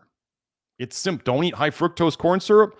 Don't add sugary things to your foods. It's as simple as that. Fructose is not great for you, but eating whole fruit is not a problem. I don't want people to ask me this question anymore. There's fructose in whole fruit. I don't care. You can eat whole fruit. Whole fruit. Do I need to explain that deeper? Like, I don't mean the skin, but I mean whole fruit. I don't mean juiced fruit. I don't mean anything other than like the actual whole fruit. And there's really two that we love the most on the program, which is apples and bananas.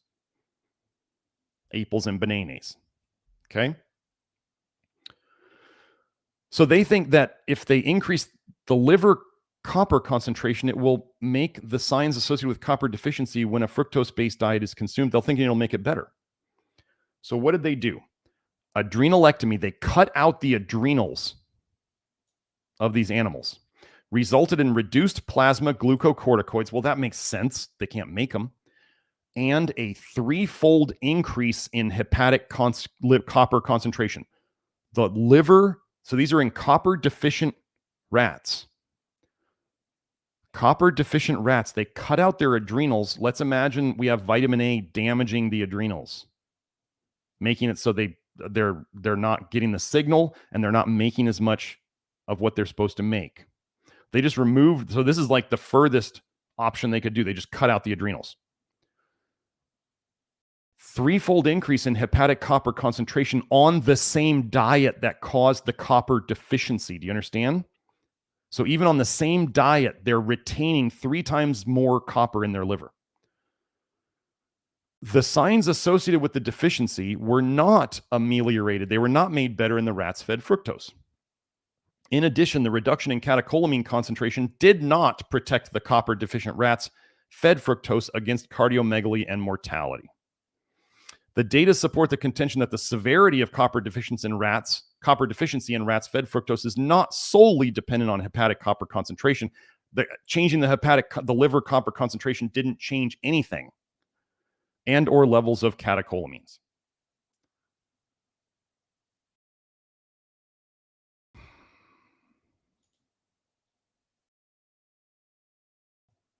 So it seems from what we just went over, noticing that when they had no adrenals, or we could assume that a reduction in adrenal function would kind of do a similar thing, just less dose dependent, if you will. When vitamin A attacked the adrenals and the whole HPA axis, that then they started retaining more copper in the liver. So maybe it's not chicken or the egg. Maybe vitamin A toxicity is first. Okay, so let's put that down. Let me go and find the next one. So you remember how I told you that it's possible that corticosteroids, cortisone, one of the main things it does is kind of slow down bile production? When would you release cortisol? Under stressful conditions. What do we also do during stressful situations? We dump bile. Weird that those two things happen together. So what happens when they give hydrocortisone, kind of the weakest The most like your own cortisol of the corticosteroids. Hydrocortisone is the most, this is the old school cortisone medication. Effective twice daily oral administration of hydrocortisone on the bile acid composition of gallbladder bile in dogs. Oh, it's going to change the recipe of the bile. Interesting. Treatment with hydrocortisone for 84 days resulted in significant and reversible increases in the concentrations of unconjugated bile acids, cholic, chenodeoxycholic, and deoxycholic acids, and a significant and reversible decrease in the concentration of total taurine conjugated bile acids compared with baseline or control group values. Treatment with hydrocortisone had no effect on bile concentrations of glycine conjugated bile acids. So they just said right there, hydrocortisone changes the bile recipe. That's what it does.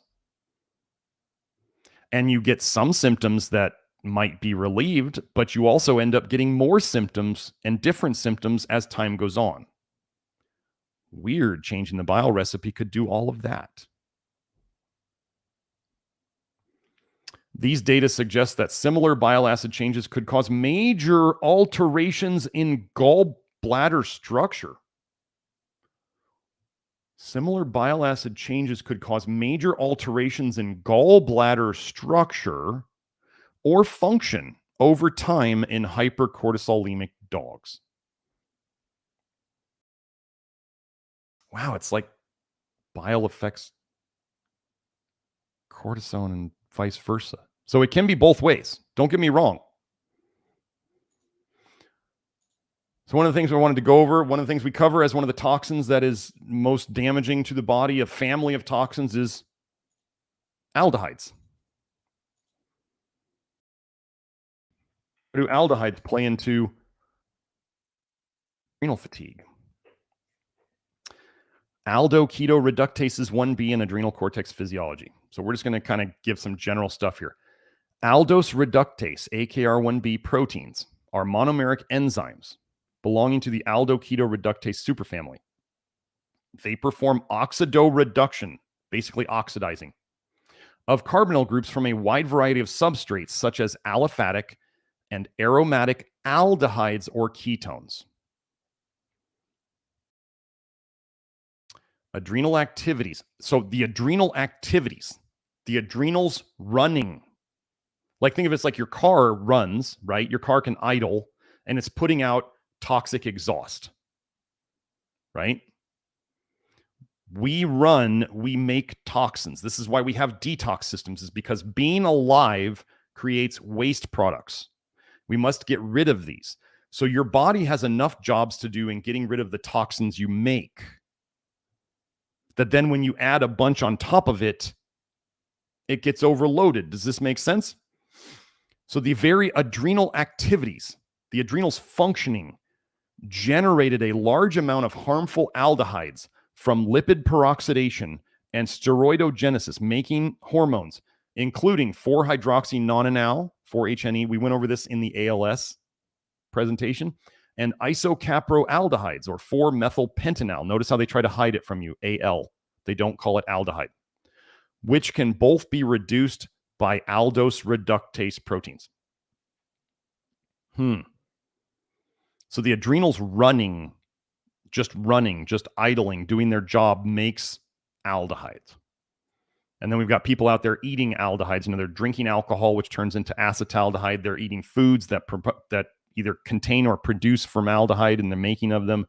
This is 4-HNE, which can come in from the outside, or we can make it.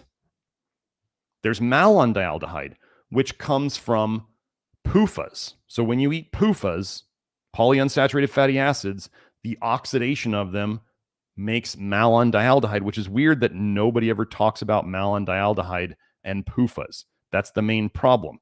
And we looked at one paper that showed that malondialdehyde slowed down the very enzyme that breaks down aldehydes, aldehyde dehydrogenase. So it's a vicious cycle. More malondialdehyde, more PUFAs, more malondialdehyde from the oxidation, slows down ALDH. You can't process all these aldehydes. You get more toxic.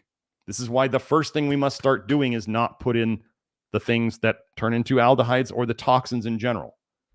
The priority is to put in less toxins. So wait, do we have anything on, did I do the link? I think I did the link. Yeah. Here we go. Well, this will be weird. What about malondialdehyde from PUFAs?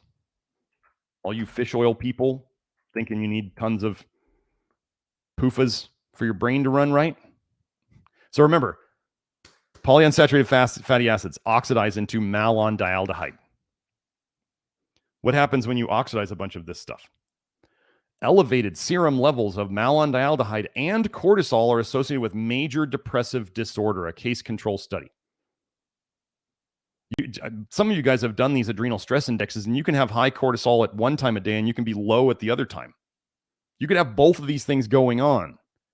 This is why when you have these practitioners, so-called practitioners, trying to play whack-a-mole with your cortisol levels through the day, they're like, oh, we'll take this in the morning to lower your cortisol and we'll take this at night to raise your cortisol. They're doing a drug experiment on you. Like if you are forcing your body to make your cortisol go certain ways, this includes licorice, this includes adaptogens. Actually, I want to show you something while we're here. Let me just finish this one. Elevated serum levels of malondialdehyde level associated with major depressive disorder. Major depressive disorder is diagnosed on the basis of patients' self-reported experiences, behavior reported by relatives, and a mental status examination, and yet we do not have any reliable biomarker for this. They want to be able to test your blood. Levi asks, do we have to be absolutely to zero vitamin A? No, no one has ever said that. No one has ever implied that. It is impossible to do, and it is suggested that if we tried to get to an absolute zero vitamin A diet, it would probably be worse for us than having a little bit of it in there because of the foods that you'd have to choose, which would probably not be real foods. I don't believe you can eat a real food diet and get a zero vitamin A diet. Somebody tried to complain about me in a specific place that I said a zero vitamin A diet, that I advised that. I have never done that. That is a lie. I have always said since the very first research I was looking on in vitamin A, it said it's not possible. And it probably wouldn't be good for you to try to get there because you would probably be deficient in other things. So, the present study suggests that increased serum levels of malondialdehyde and cortisol are strongly associated with major depressive disorder. We believe elevations of malondialdehyde and cortisol in serum level arise independently, and they could serve as biomarkers for major depressive disorder. But do you remember you were looking at studies and some of them said like the vitamin A could make these things go up, the retinoic acid could make these things go up, or it could make it go down. This is why these problems can come from the same thing. And this is why everybody's going, well, the research is so confusing because you can find one thing that says one thing and then one thing that says another. If you don't look long term, you don't know what's really going to happen. Everything you should be looking at is long term.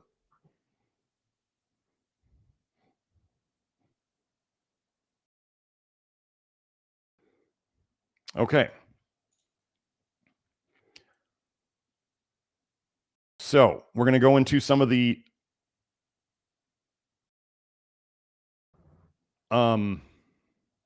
good nutrients now. I believe we've covered all the other ones.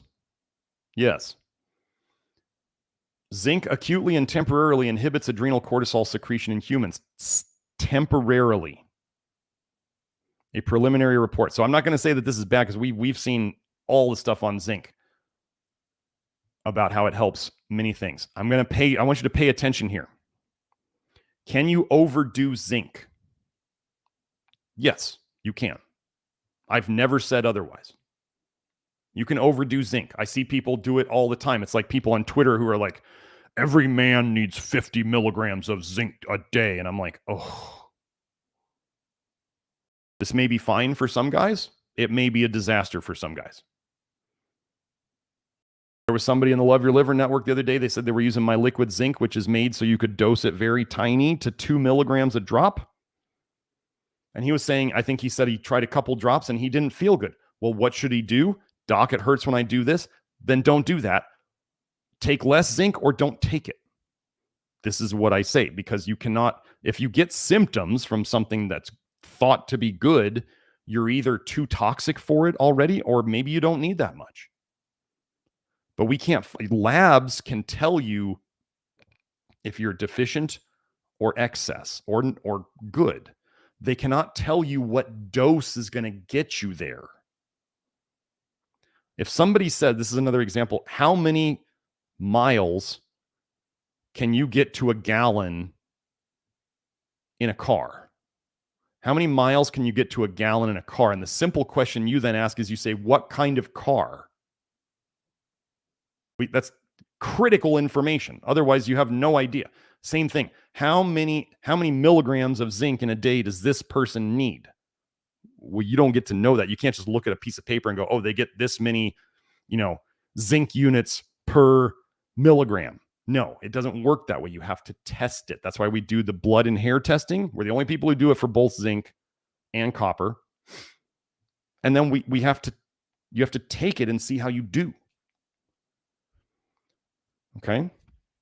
Hypo and hyperzincemia, that's too much zinc in the blood and too little, has been reported to cause alterations, changes in the adrenal secretion. Okay. We detected they gave, actually, this was IV, I believe. Was it? Yeah, this is IV. Okay. Device for infusion was installed and maintained with physiological saline, I believe. Yeah, the control group just got saline. So yeah. We detected an acute inhibitory effect of zinc on cortisol secretion during 4 hours, 240 minutes of the study period in the experimental group. So short term. Okay. So do you remember earlier when we were talking about hypertension, gut biome, all that stuff? So we associate vitamin A toxicity and copper toxicity with a lot of things. And toxic bile theory associates zinc deficiency with lots of problems. And here we have zinc deficiency induces hypertension by promoting renal sodium absorption. Zinc deficiency is a common comorbidity, goes along with another problem associated with many chronic diseases. In these settings, zinc deficiency exacerbates, makes worse high blood pressure. So they have here this NCC, sodium chloride cotransporter inhibitor. Zinc deficiency promoted a biphasic blood pressure response characterized by episodes of high blood pressure. Blood pressure increases were accompanied by a reduced renal sodium excretion and sodium chloride cotransporter upregulation. These effects were reversed. Somebody might use the C word, the cured word here, in zinc replete mice that had enough zinc. Weird. We love zinc around here, but you don't want to overdo it. This study links dysregulated renal's kidney, dysregulated kidney sodium handling to zinc deficiency induced hypertension. All right. Now, if you remember earlier, I believe I connected. I believe I connected insulin resistance. If I didn't, you could probably see it on one of the papers. Here, I got to share this. Association between cortisol, insulin resistance, and zinc in obesity.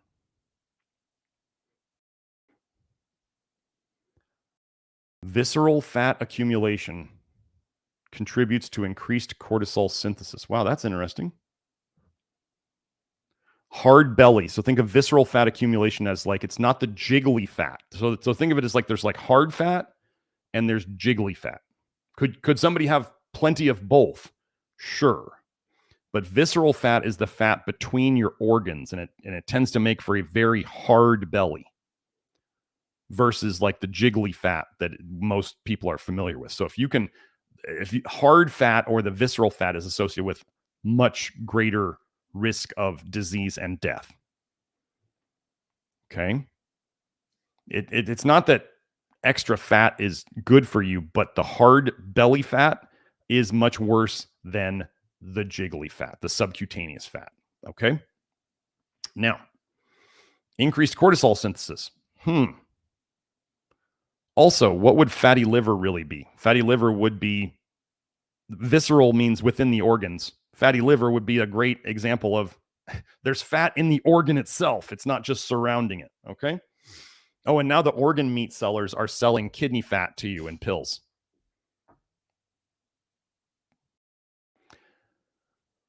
Zinc plays a critical role in the secretion and signaling of insulin. Changes in the biochemical parameters of zinc as observed in individuals who are obese contribute to the manifestation of related orders such as insulin resistance. The data in the literature provide evidence that cortisol affects zinc metabolism. Well, we just saw that not having adrenals caused more copper to accumulate. Copper is an antagonist of zinc. Are you following me? So yes, zinc is connected to adrenals. Okay. Let's go here.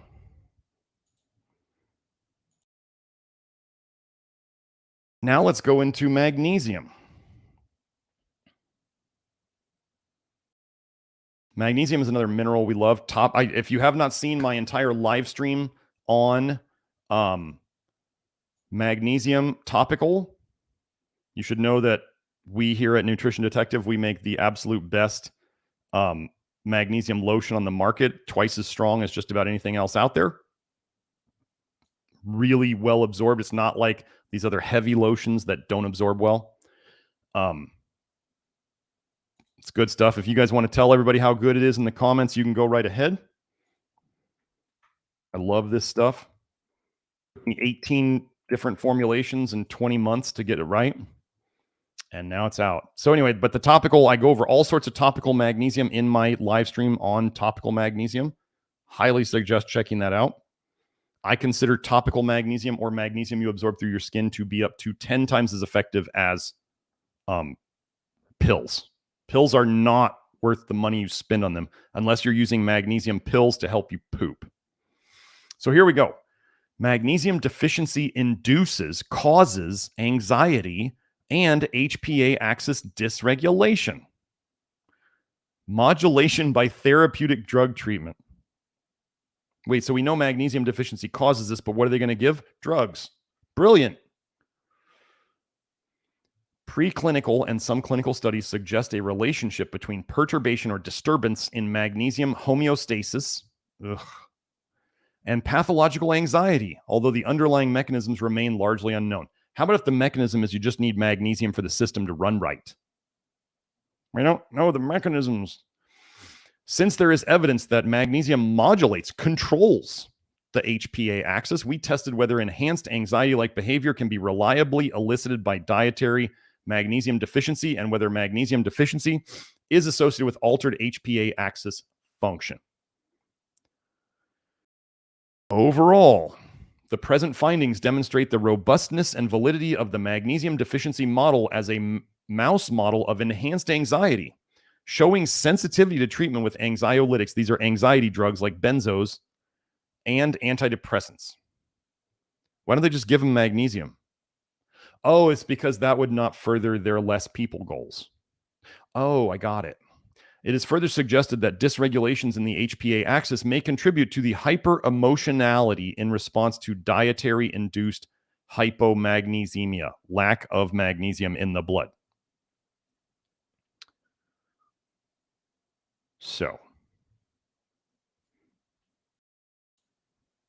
magnesium is good.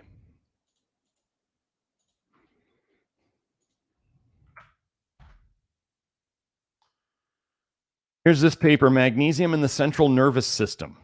Internet. No. Let me find the spot. This is a fun paragraph. So why do so many people not know about magnesium? A lot of people do know about magnesium. Some people like to call themselves the magnesium man and have advocacy groups while they push copper into people, slowly or quickly killing them. Anyway, let's read this. Low blood magnesium levels have been associated with raised brain noradrenaline, norepinephrine. Same thing. Noradrenaline is norepinephrine. Low blood magnesium levels have been associated with raised brain noradrenaline, norepinephrine content in mice selectively bred for low hypomagnesia, low blood magnesium. Such low magnesium levels in blood have also been associated with increased catecholamine release in response to noise stress, and with significantly increased urinary excretion of noradrenaline.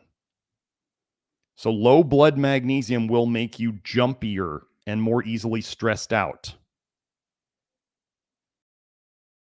Also, it has been proven that magnesium exerts a direct suppressive effect on locus coeruleus activity, and that poor magnesium status increases sensitivity to stress. Sounds pretty important to me. Let me see if there was anything else I marked. Oh, this was a fun part. This is not directly related. Magnesium administration is effective in diminishing or reducing ototoxicity. This is toxicity in the ear. Oto is related to the ear or hearing, okay? As well as in alleviating transportation stress. So when they like transport lab animals and they get stressed, that's what they're talking about here. So you ever think traveling is stressful? I do. Get your magnesium. Cold stress. Cold stress. Would this be like cold plunges? That would be cold stress, would it not?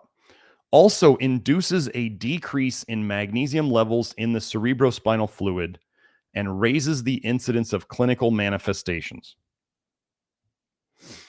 Interestingly, a correlation has been described between magnesium levels in serum and peritoneal fluid and stress perception in relatively healthy adult women unable to conceive but without identified organic causes of sterility. I'm guessing they're saying a correlation between low magnesium levels and higher stress perception. And they couldn't figure out why they couldn't get pregnant. Anybody who is here knows that topical magnesium is something that everyone is going to be recommended. There are very few people who can't do it. And what do we do with them? Doc, it hurts when I do this. Well, then don't do that. Or try something similar but different. That's what we do. If I see somebody with low magnesium on a hair test relative to calcium, I'm going to suggest we try to get them magnesium. If they can't do it with magnesium chloride topically, we're going to work on other methods. You can always try something different. Okay. Now, I couldn't get much on potassium, but potassium is huge. If you have low energy, if you have anxiety, depression, trouble falling asleep initially at night, heart rhythm issues like palpitations, you're likely toxic in vitamin A, you're likely toxic in copper, but the short-term thing that people can do to help this is to get more potassium, because vitamin A depletes blocks copper. Sorry, vitamin A blocks potassium channels. Copper depletes potassium. Vitamin D supplements, if you have a history of taking them, deplete potassium. So we often see potassium, the right foods for the person, and or potentially the right amount of supplements and the right type of potassium helping them with those symptoms. Ronald asks, is there a limit to the amount of bananas a day? I don't know that I've specifically put a limit on it. I just couldn't imagine. Personally, 2 a day is enough for me in terms of like, I don't want to eat anymore after that. My body kind of goes, more bananas doesn't sound good. But we've had people who do really well on like 4, 5, or 6 a day. Am I worried about that? No. And just remember, it's always better to eat your bananas. If you had to choose between more towards green or more towards brown, I'm not saying you have to eat green bananas, but I'm saying if you had to choose More towards green is better than more towards brown. The more brown they get, the more formaldehyde they've made. So yellow would be great. But if you had to choose more towards green or more towards brown, choose more towards green. And if you want to, when the bananas are good, before they go to brown, you can put them in the fridge. The skin will continue to brown, but the banana inside isn't really changing. Okay. So here we have Addison's disease. This is low adrenals. I can't highlight this one. It doesn't let me highlight this page. So Addison's is like autoimmune low adrenals. Autoimmunity is toxicity. Never forget that. Associated with low blood potassium, a case report. Now, I'm going to explain again another little duration paradox thing. Primary adrenal insufficiency, or Addison's disease, is a rare medical condition usually associated with hyperkalemia or normokalemia, normal potassium in the blood, high potassium in the blood. We report a rare case of Addison's disease coexisting with hypokalemia requiring treatment. Well, I'm going to tell you, you know how I said like hyperthyroid can happen? And then if you go long enough, it destroys enough of the thyroid that then you get hypothyroidism. We talked about the adrenal thing where you could go high cortisol for a while and then you burn out enough of the adrenal and then you go low cortisol. Well, what do you think could happen with potassium if you had a stressful situation in the body that was depleting potassium or pulling it out of the tissues? You could see it go high for a while because it's coming out of the tissues. You still had some. And then after a while, as things get bad enough, it goes down. We can see things go high and then go down. They don't tend to go low and then go high, right? You don't have enough of something to then go high. But if you start out with enough to burn and then you use it all up, it's called a loss pattern on a hair test, and then you run out, then we see it crash back down. So, yeah. But potassium didn't come up a lot on adrenal stuff. Let's go into selenium. Selenium and bodily homeostasis, hypothalamus, hormones, and highways of communication. We are big fans of selenium here, not overdoing it, but getting enough. Wait, where's my marks?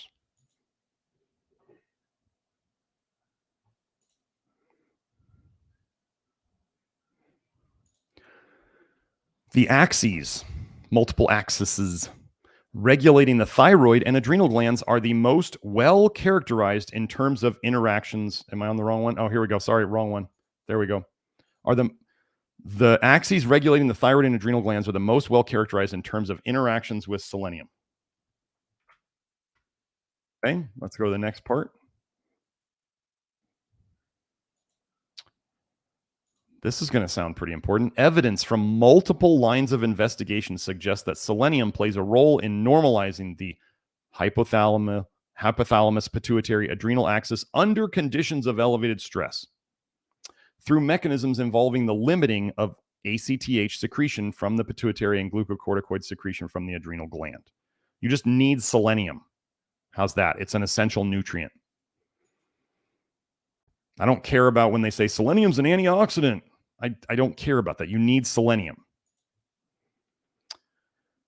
Additional insight on the potential role of selenium action in the adrenal gland is provided by a study on pigs that found that selenium deficiency reduced antioxidant capacity and induced oxidative stress in adrenal tissue, with evidence that this effect was mediated by the toll-like receptor, NF-κB pathway.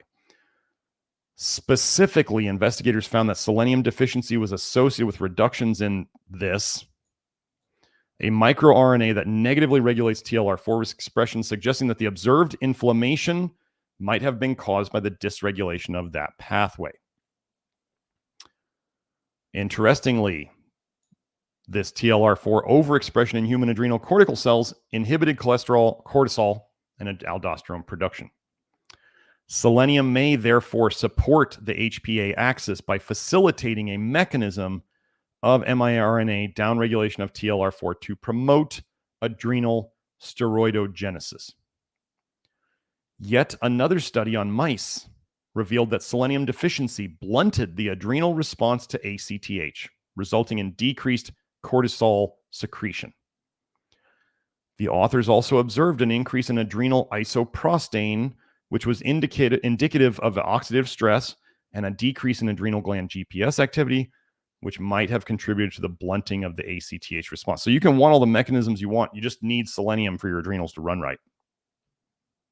Did I do this one? Article? Yeah. This is a fun one. Hey, after your doctors gave you corticosteroids, dexamethasone or hydrocortisone or any of that stuff, and they caused you some problems, did they ever tell you to take selenium? Well, let's just see this. Experience with selenium used to recover adrenocortical function in patients taking glucocorticosteroids long. So, I think they mean for a long time.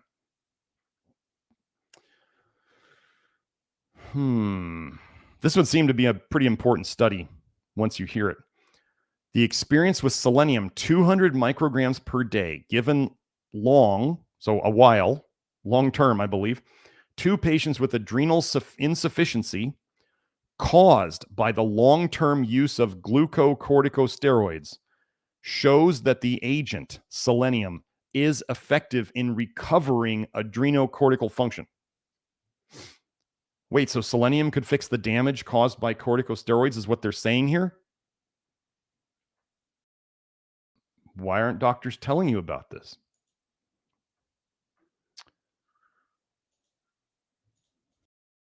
So they exposed rats to a toxin.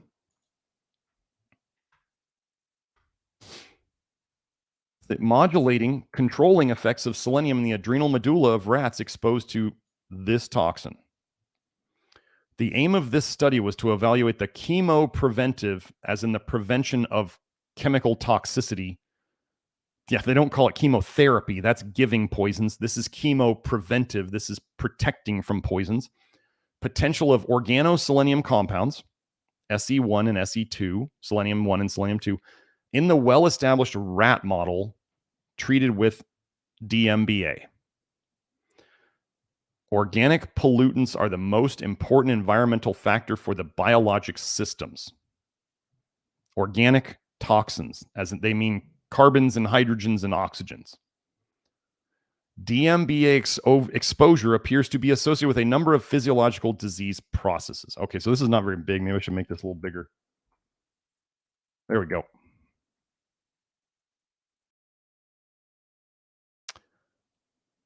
The present data showed that the organoselenium compounds may have important effects in the maintenance of homeostasis against stress induced by this toxin, DMBA. So they were saying it was protecting the adrenal glands against this toxin. Okay?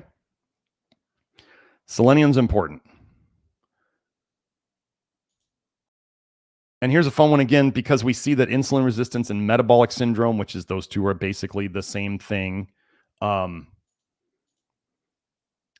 we've connected that with cortisol, right? We saw that diabetes and cortisol and insulin paper. Molybdenum is another thing we use. Molybdenum is another. So zinc is a copper antagonist. Selenium is a copper antagonist. Molybdenum is a copper antagonist. We have people taking all three of these on a regular basis, and yet they're never seeming to get really copper deficient or getting any of these so-called copper deficiency symptoms.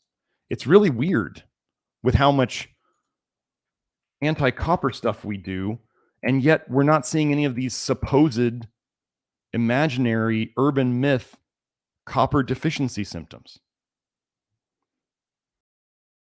We also are not stupid about giving crazy doses of zinc. There are some of the people in the program who have taken crazy, stupid doses of zinc that I warned against, and they did get bit in their ass. I warned them.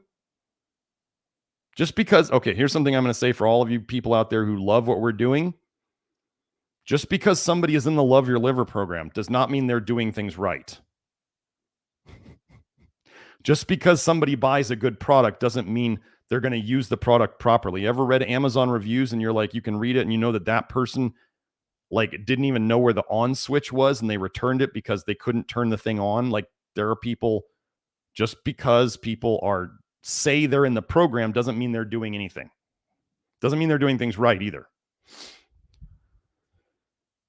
Yeah, Will said he did too much zinc and his butt had a chunk taken out of it. Yes, this is just because people are in the program doesn't mean they're necessarily following things. We have lots of people, Will's often one of them, but we have other people who decide to push the limits.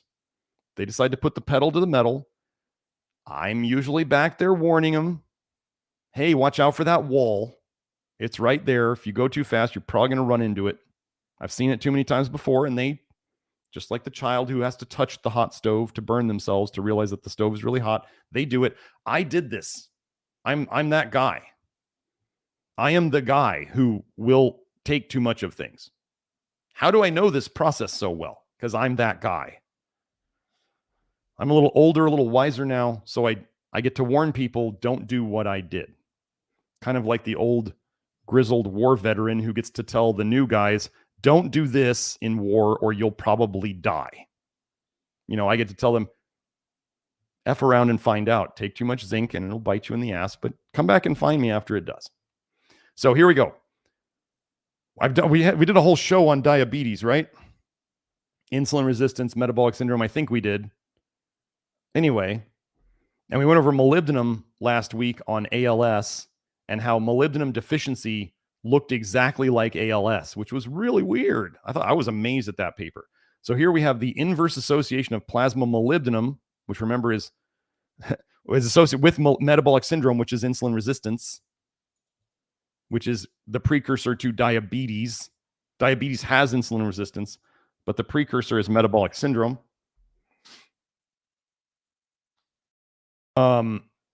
A case control study. Well, this will be interesting because we love molybdenum. How do I assess and treat molybdenum in my clients, or how is Nathan and how is Hope being trained? We look at the hair test molybdenum, and we do have 5 questions to assess molybdenum deficiency. We go by both of them. We use the information from both of them, and we use people's feedback. How do they feel when they do it? So we have 3 things guiding how we do it. And then we actually listen to our people. Amazing, right? When practitioners actually listen to the client. In our study, higher plasma molybdenum was significantly associated with a lower risk of metabolic syndrome, as well as its components in a dose response manner. Wasn't that weird that so molybdenum's a copper antagonist, and I showed how diabetics have higher copper, and then molybdenum's a copper antagonist, and the more molybdenum they had in their blood, the less risk of metabolic syndrome. It's so weird how all of these patterns just keep showing up. But remember, we went over earlier, metabolic syndrome and insulin resistance, and cortisol and zinc and molybdenum are all connected. It is insane that there are people out there bad-mouthing copper antagonists so much while they poison themselves with mega doses of copper. Am I going for 5 hours again? No, but I got to wrap this up. I knew this one was going to be long. I actually hesitated on doing this one last night. So remember how we just went over hypertension and its connection to the adrenal glands. So one of the things we use in the program, let me back up here. Soluble fiber is something we use to bind bile to help you poop it out better. Soluble fiber also helps feed your gut bacteria, particularly your bifido. You can do too much soluble fiber. I just talked to somebody messaged me somewhere else, and they were like, I'm doing the program and I don't feel good. And I said, you're probably making the mistake that nearly everybody does when they come into the program, and they don't realize when I say be careful of too much soluble fiber, it may just kick your ass. And if you're feeling worse, doing more soluble fiber, if you're doing more and more soluble fiber and you're feeling worse, you're doing too much and you need to back off. It is hilarious how many people, so if you've done this, you're not alone. How many people do this only to come to the network and then they ask, why do I feel bad? And people are like, how much soluble fiber are you doing? And they're like, oh, I'm doing like a crazy amount, like 20 grams, 30 grams, 40 grams, 60 grams a day. And I don't feel good. And they're like, back off. And they do. And everything calms down. They had to touch the stove to realize it was hot. This happens all the time. So if you're out there and maybe you're trying this again, like I said, just because somebody's in the Love Your Liver program doesn't mean they're doing the right thing. And we have these common mistakes that are made over and over and over again. Even though I specifically say, Doc, it hurts when I do this all the time. And I say, if you're going to be dumb, you better be tough. And these other things. So effect of soluble fiber on blood pressure in adults. Well, wait, we were connecting all these toxins to blood pressure and the adrenal glands and all that stuff. A systematic review and dose response meta-analysis of randomized controlled trials. Did I put this one up yet?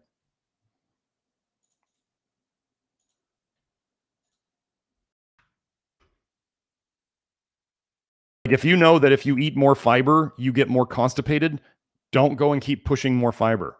Okay, that, Doc, it hurts when I do this. Well, then don't do that. This is why you'll see research out there where they say fiber's bad or fiber's good. It can be too much, can be bad in certain people, and not enough can be bad in other people. This shouldn't be that complicated, but medicine wants it to be black and white. You do this, it's bad. You do this, it's good. All your alternative book authors, they want this to be bad and this is good. They can't hold two ideas in their head at the same time. Each 5 gram a day increment in soluble fiber supplementation had a significant reduction in systolic, the top number, blood pressure. The levels of systolic blood pressure decreased proportionally with the increase in soluble fiber supplementation up to 20 grams a day. Up to 20 grams a day. What is the limit that Karen Hurd, the Bean Queen, and I adopted after seeing her work and seeing enough patients, clients? I decided that 30 grams a day is kind of the spot where diminishing return starts and problems definitely start. Most people will never get up to 30 grams a day and don't need to. But if you're at 30 grams or over and you're like, I don't feel so good, you're probably on too much. There's probably not a lot of good reason to go over 30 grams of soluble fiber a day. And Karen Hurd has seen this in her approach, and I've seen it in my approach. There was a time where I was taking 60 grams of soluble fiber a day, and I didn't feel that great. And I had a lot of like bloating in my gut. It wasn't painful. It just looked like, the mini pregnancy. And I went, maybe I'm just doing too much soluble fiber. And I took it down, and that went away. So current evidence indicated the beneficial effect of soluble fiber supplementation on blood pressure. Our findings suggest that soluble fiber supplementation could contribute to the management of hypertension and the reduction of cardiovascular disease risk.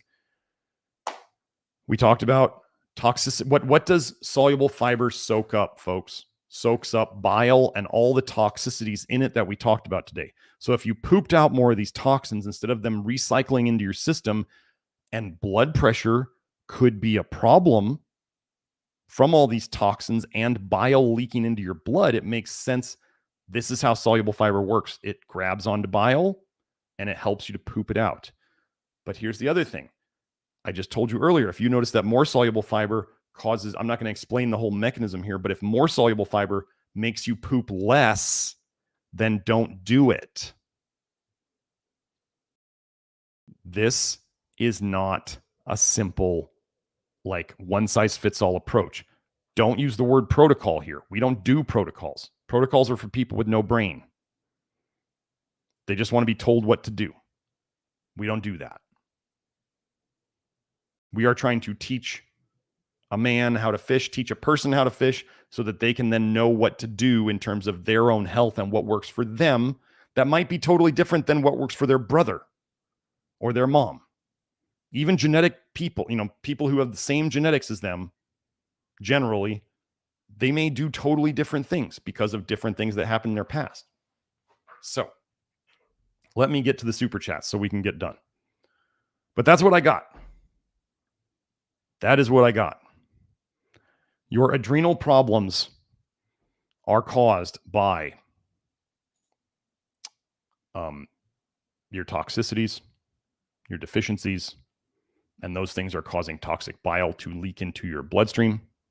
And that is what is causing your adrenals to hypofunction. That is what is affecting your thyroid. That is what is affecting your brain. That is what is affecting your heart. This is how toxic bile theory explains all of modern chronic disease. And when you start to understand it, as somebody, I did a podcast the other day that will be coming out soon, but as a very smart gentleman on that podcast explained, he said, this is the only thing that explained why he felt certain ways, why certain things made him better, why certain things made him worse. Oh, actually, I didn't get to go over that.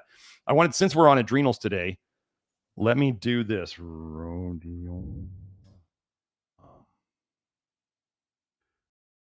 I want to show you that these things they call adaptogens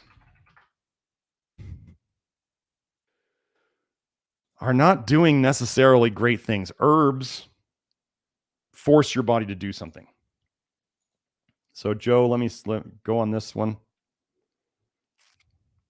So, rhodiola rosea is thought to be an adaptogen. It's supposed to help your body's response to stress. I want you to understand this is what's commonly known as the most important cytochrome P450 detox pathway for most things in your liver. Cytochrome 3A4 is the one that is the most, it does the most things according to science that I've seen. P-glycoprotein, this was brought to my attention by Kelsey. P-glycoprotein is actually one of the mechanisms that your cells detox themselves. P-glycoprotein is necessary for your cells. It's more like this. If you inhibit P-glycoprotein, it takes more energy, more ATP to detox things out of your cells. That's what it is. So inhibiting P-glycoprotein means it takes more energy for the same amount of detox. Potent in vitro inhibition of cytochrome P450, 3A4, and P-glycoprotein by rhodiola rosea. So an adaptogen is slowing down detox. It's an herb. Many of you who have been here a long time, you know that when we talk about how herbs help, they are slowing down detox so you have less symptoms. You are producing less bile. You are dumping less bile. You have less bile in the blood temporarily. This is why these things don't stick. They never fix the problem. And then if you stop the herb, eventually the same problem comes back because the problem never left. And oftentimes it comes back worse. So considering rhodiola rosea is often one of the things suggested to people for adrenal fatigue, I thought I'd just show that it's doing exactly the same thing that all these other herbs are doing. It is inhibiting detox pathways. This is pretty significant. So let me get back to the super chats. Let me see myself on the screen. There we go. Okay, Joe, we can take that down. So super chats. Will asks, have I seen copper levels in the serum spike when consumption is reduced significantly like we see with vitamin A? Well, vitamin A, when people go on a low vitamin A diet, for most people, they have, this is noted in the research, most people have a plateau for 1 year, 2 years, 3 years, where their vitamin A levels just stay almost the same, like within a point or two.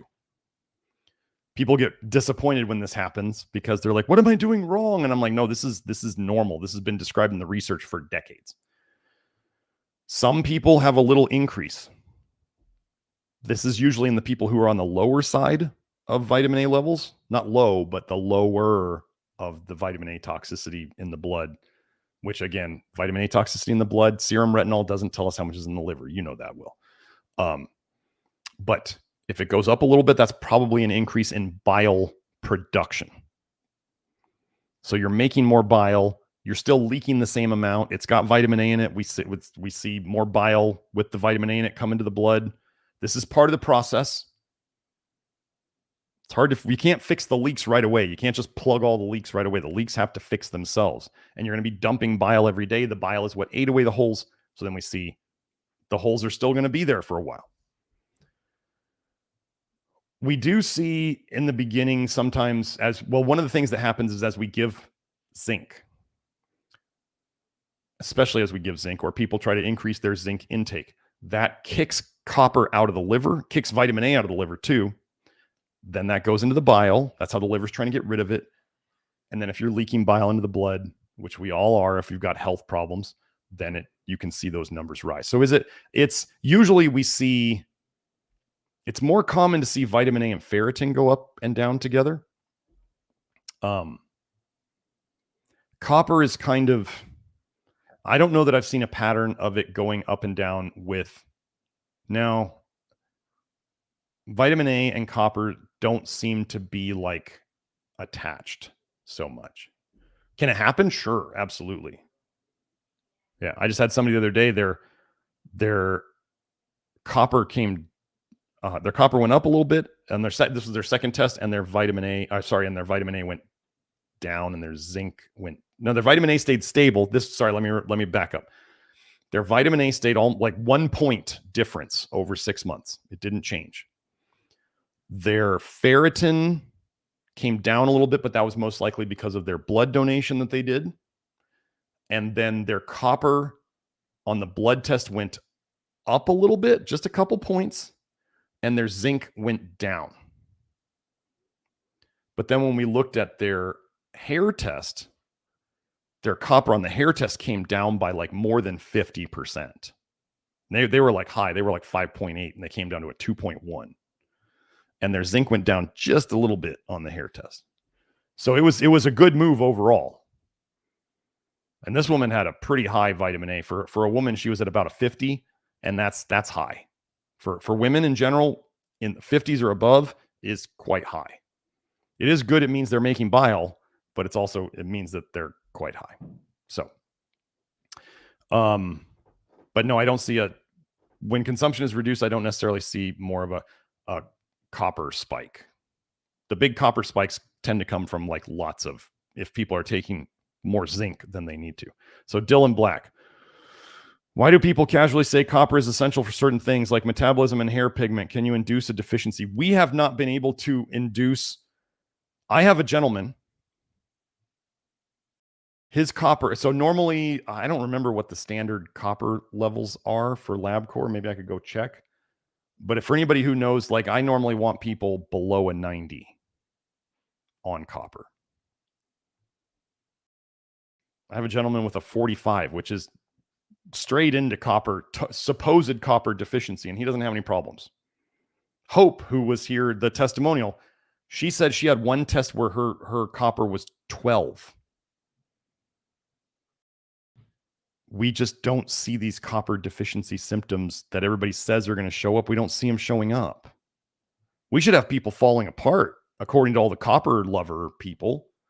We're using all sorts of copper antagonists, and we're using charcoal, which grabs onto copper, and we're using soluble fiber, which grabs onto copper, and people are avoiding high copper foods. Why do they casually say copper deficiency? Because they read it on the internet. That's why. And because I'm the only guy out there with the balls to challenge it. And I'm saying, so a lot of the studies, so let me get this one. Sorry, I forgot to say for you first two guys, thank you for the super chat. So Zendog Breath says, got my first pull-up in 2 years, could not reach the pull-up bar most of 2023. Thank you. Well, thank you, Zendog Breath, for that testimonial. Remind us. So I want you guys to notice how important this is. Zendog, just remind me in the chat, remind us of, and Joe, if you could put this up, how old you are.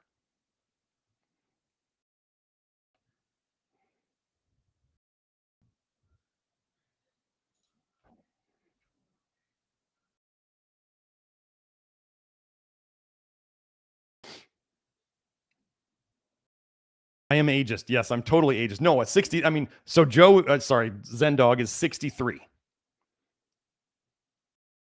We now have a 63-year-old man Joe was suffering. Zendog was suffering a lot from health issues, sacroiliitis. He was in tons of pain when he first came to work with me. And now he's jogging around the block and playing with kids and doing pull-ups. And folks, we are reversing the damaging stuff of aging. Aging is accumulation of toxicity and accumulation of nutrient deficiencies, and we're fixing that. And we're seeing the results. Now we have Zen Dog at 63 doing a first pull-up in years. Okay. So next one, again, Carol Icon says, what would you suggest for enlarged spleen, gallbladder, and lymph nodes and giardiasis? Thank you so much for your work, Doc. Well, Carol, this is, I don't have, yeah, Allison, I'll be there for the inner circle. I get there when I get there.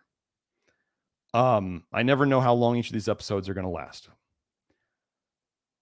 We do the same thing for all of this, Carol. We don't have specific, like an enlarged spleen. So one of the things that the spleen connects to the bile ducts. So that your liver, I don't want to get a picture. I don't need to get a picture of it. So the liver, right? It has the bile ducts that go down. And one of those bile ducts goes to the spleen, I believe. Or am I thinking the pancreas? I might be getting them mixed up. Anyway, if I mess that up, big deal. The spleen, we would work on it by lowering toxicity and fixing the nutrient deficiencies. I could probably go through the research on spleen and show like bile affects the spleen. What were you saying about kidneys? What were we looking at? Gallbladder. Okay, a gallbladder. I mean, obviously a gallbladder problem is showing toxicity. Your bile has become so toxic that your gallbladder can't even handle it anymore. The thing that was made specifically to hold bile is breaking down.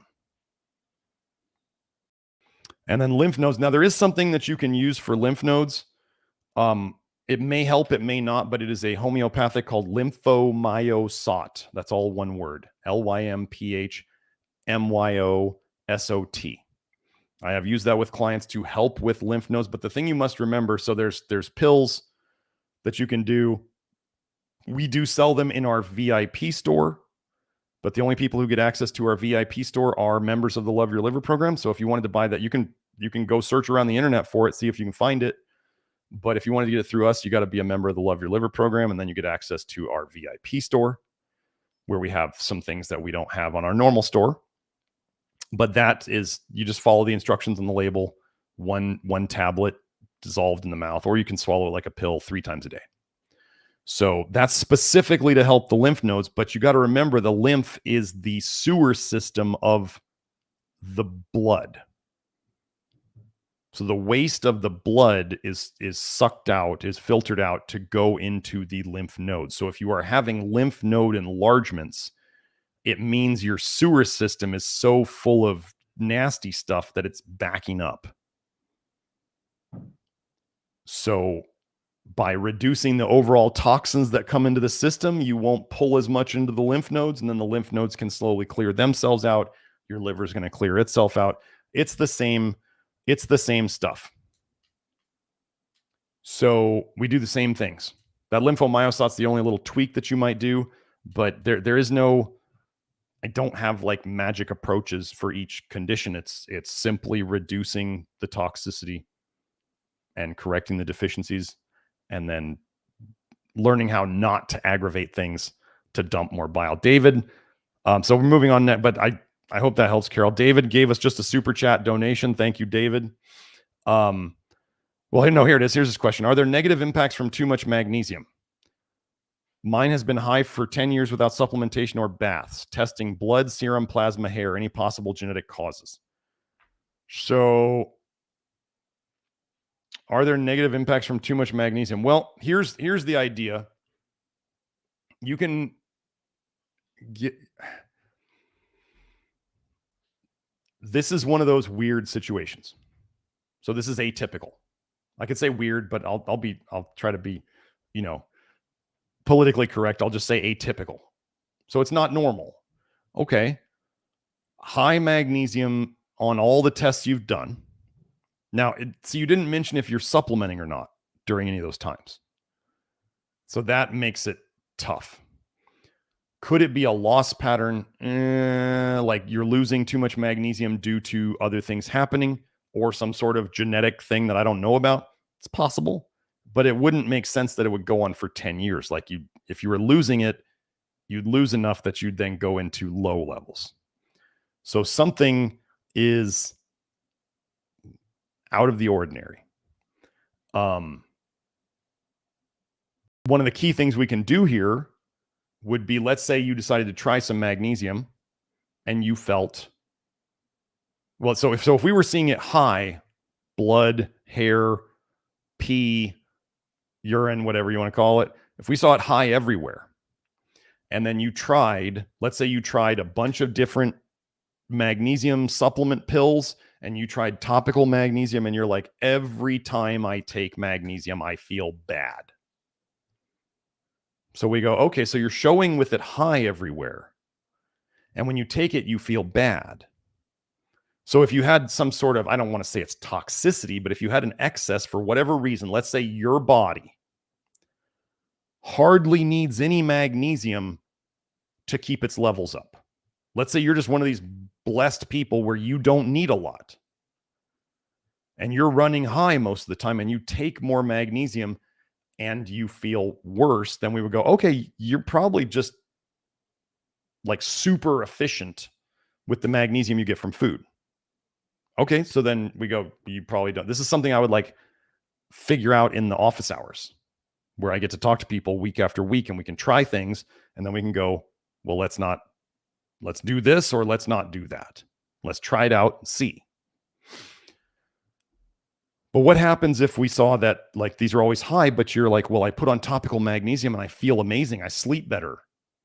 My muscles are looser. I just feel better. I got more energy. My mood is better. Then we go, something's not right here. Could it be a loss pattern? Could you be losing magnesium faster than it's coming in? And we see it go high in the blood because think about it. If you had magnesium in your tissues and you were your body's like losing the magnesium into the blood, well, it's going to be in the blood. It could show up high. That also the blood is the hair is the long-term indicator of what's in the blood. So if we see things go really high in the hair, then if it's something good and things go really high in the hair, you could be losing it. You could be taking an obscene amount of it. It could be contamination from like a magnesium bath. So we have to investigate those. This is why I'm the nutrition detective. This is what I do. We investigate these things. So like it's hard with the context that I've been given and without being able to test things to figure out what it is. Now, I also don't give recommendations specifically to specific people on here, but it would be very simple like this. If you tried magnesium approaches and they made you feel worse, probably don't do them.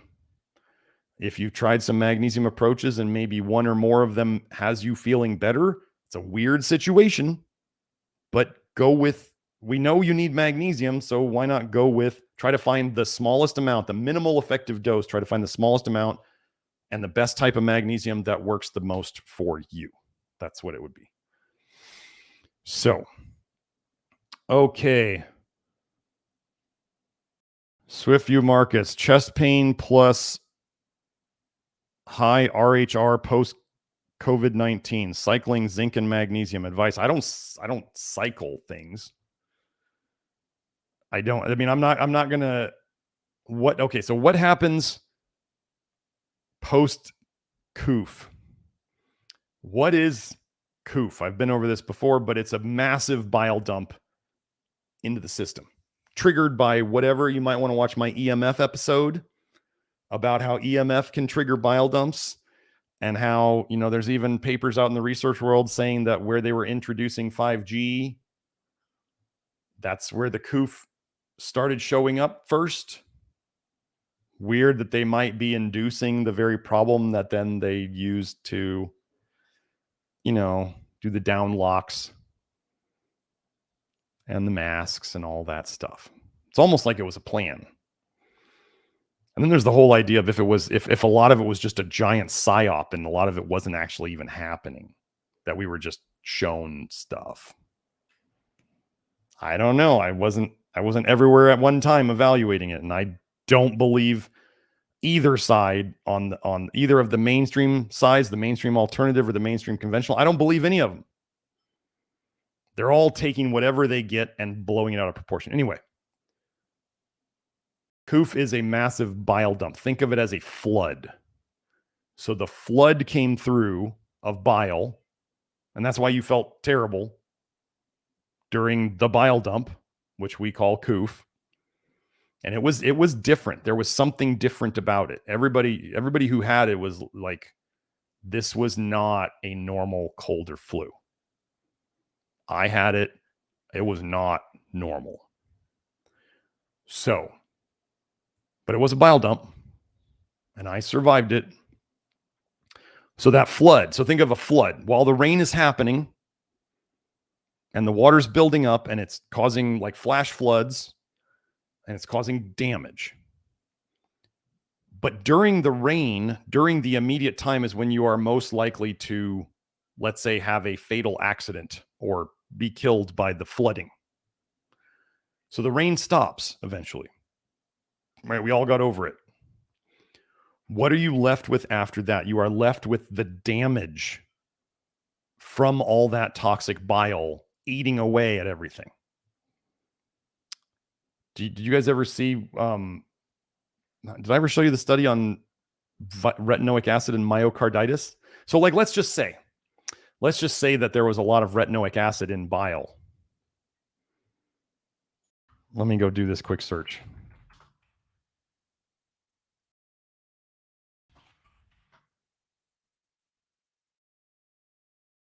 So, Joe, could you show my screen?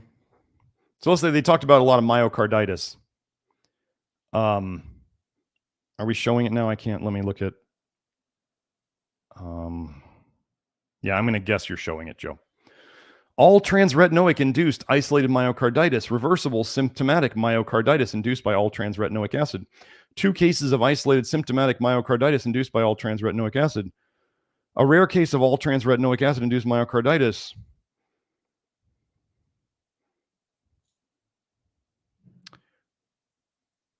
So I could go on PubMed and search for it, but there seems to be a connection.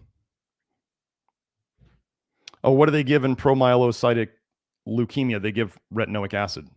High risk, acute promyelocytic leukemia and COOF-related myocarditis. So, what is going on here? Well, hopefully you know.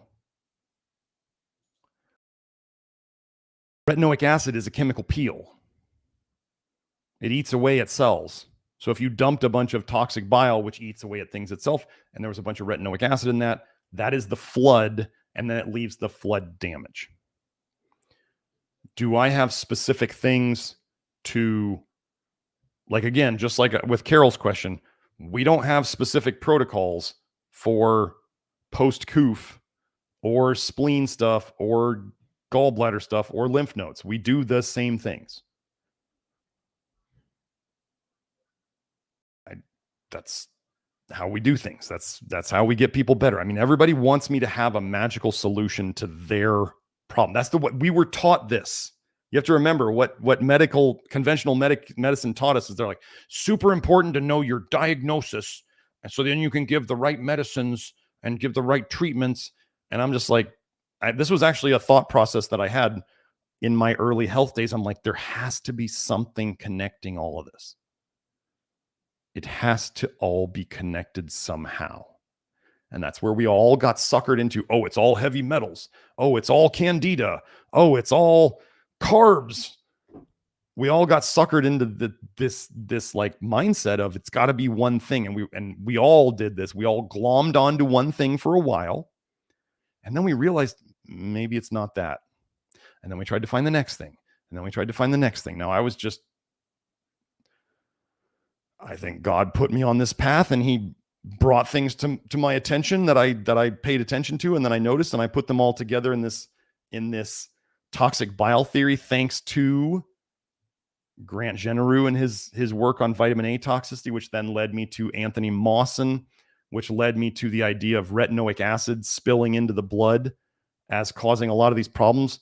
And then that led to, well, how did the retinoic acid get in the blood? Well, that's toxic bile theory and bile leaking into it. And then we just expanded from there. So With chest pain, I would definitely be doing, oh yeah, I'll get to John's in a second.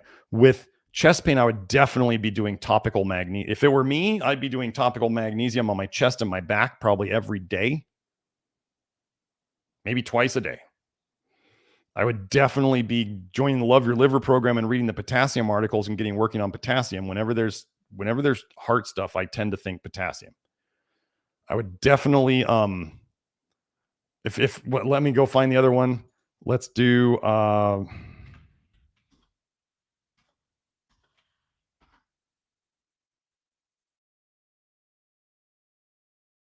this is always a fun one to go over. Oh, Joe, let me go find my,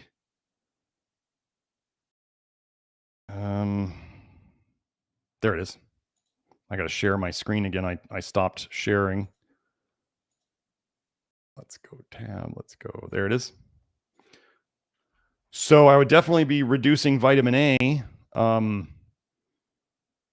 Joe, if you can show this, this was in live mice or rats. Increased dietary intake of vitamin A promotes aortic valve calcification in actual live animals. So we see myocarditis connected to, oh, yeah, wait. Let's just make sure we don't miss this. We previously showed that mature heart valves calcify in response to retinoic acid treatment through downregulation of the SRY transcription factor SOX9. So they already showed it. And they examined the molecular mechanisms of retinoic acid signaling, which is another word for toxicity, during the calcification process in vitro. So that was a cellular study. So I would definitely be on a low vitamin A diet. Yeah. But I'd basically just be doing the things that we do in the program. Again, it's the same thing. We do the same thing.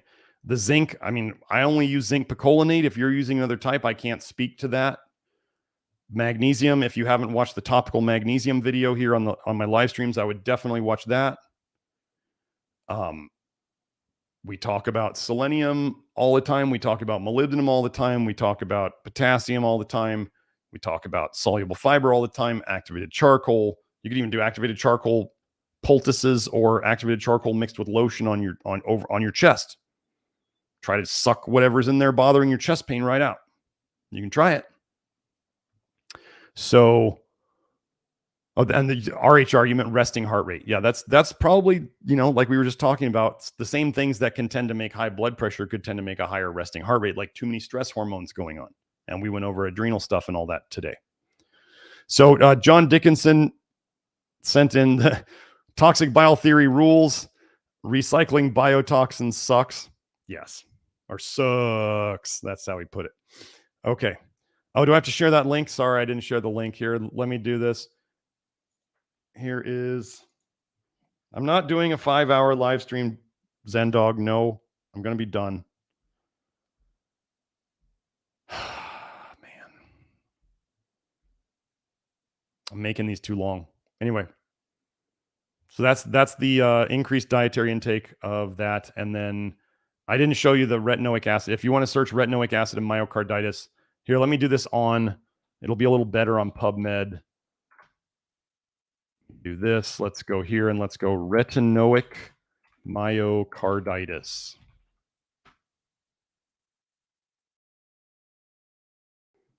So we got this one. We got this one. We got this one. We got this one. We got this one.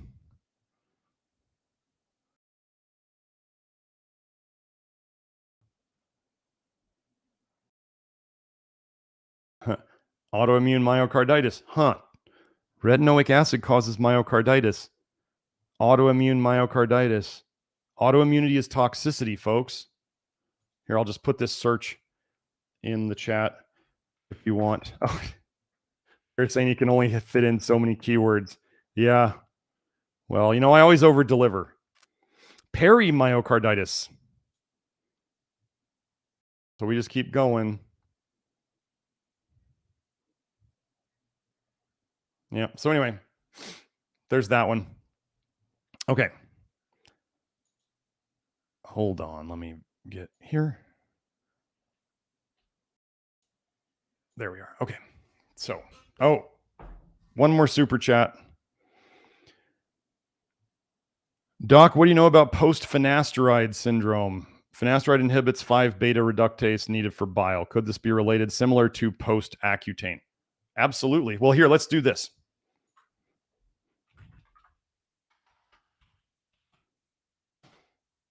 Let's see if it's in the liver tox database.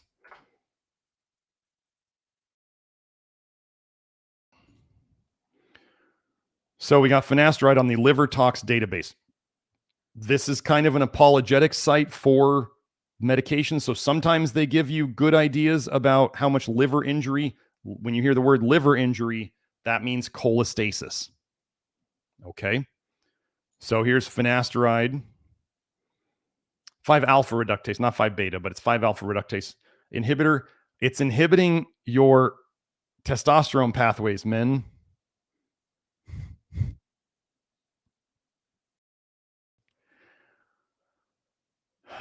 Let's just go down here.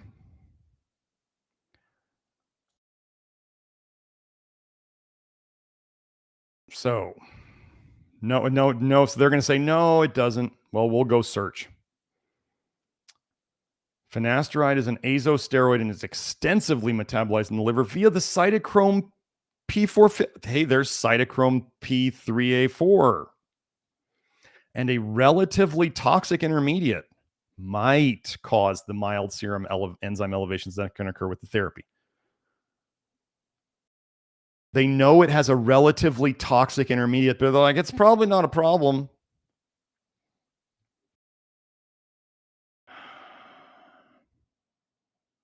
Now let's go here. Let's go back to PubMed.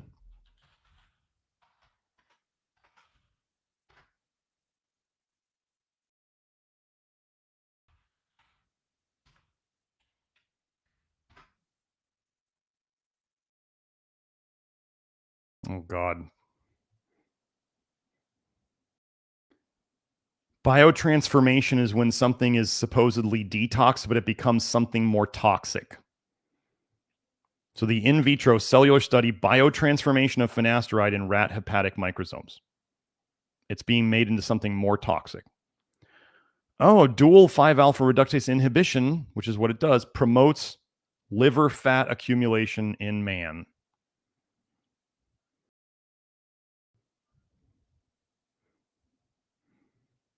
Finasteride-induced androgen imbalance. So your hormones are getting messed up by finasteride.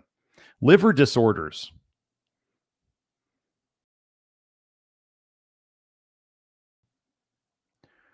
The postnatal after-birth offspring of finasteride-treated male rats. So men, you hand down your toxicity and your drug damage and all this too. Finasteride-treated male rats shows hyperglycemia. So that's high blood sugar, like metabolic syndrome, diabetes, that kind of stuff. Elevated liver glycogen storage. That's not necessarily a good thing. And altered GLUT2 IR and AR expression. Androgen receptor, I'm sure that's what that is.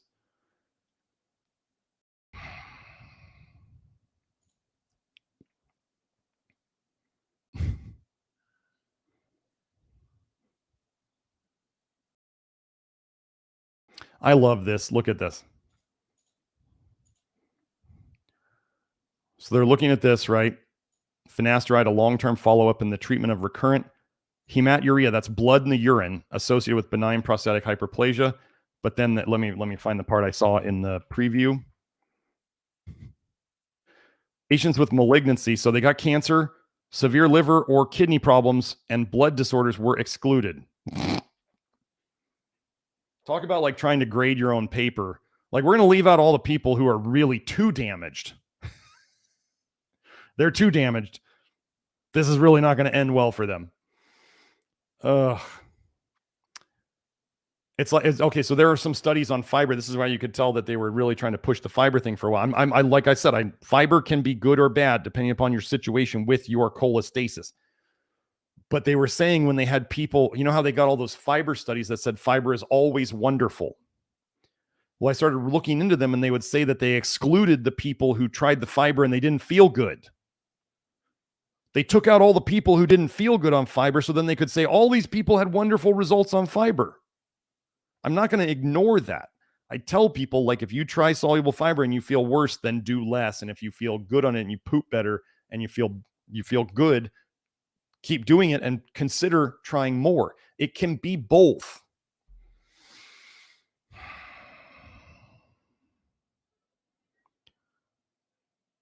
So,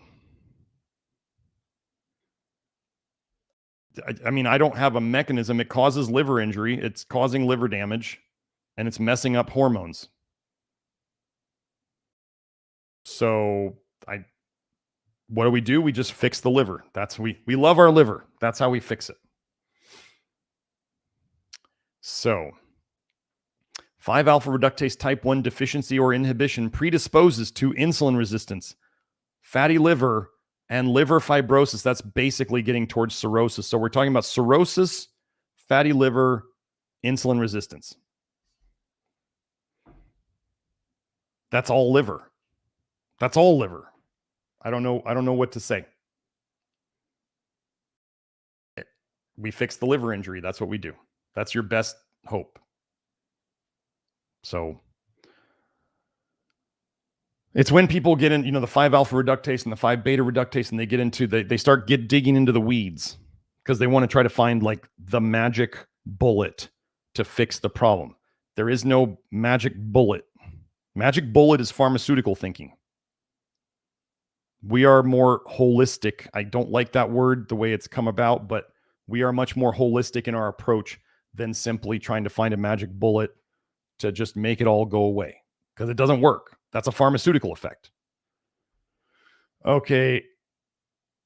I'm going to say it as Aaron super chat this is the last super chat. Do not post anymore. I'm not getting to it today. We can move it to the next week. Is it true that cytochrome P450 is heavily dependent on sulfur for phase 1 and phase 2 detoxification? We have people minimizing. So there is sulfur in meat, and we do not restrict meat. So we do not avoid all sulfur. It can't be all of it can't be avoided, and I don't think that's necessary. And Will just put a super chat just to be Will.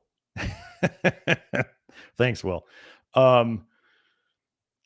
So where was I?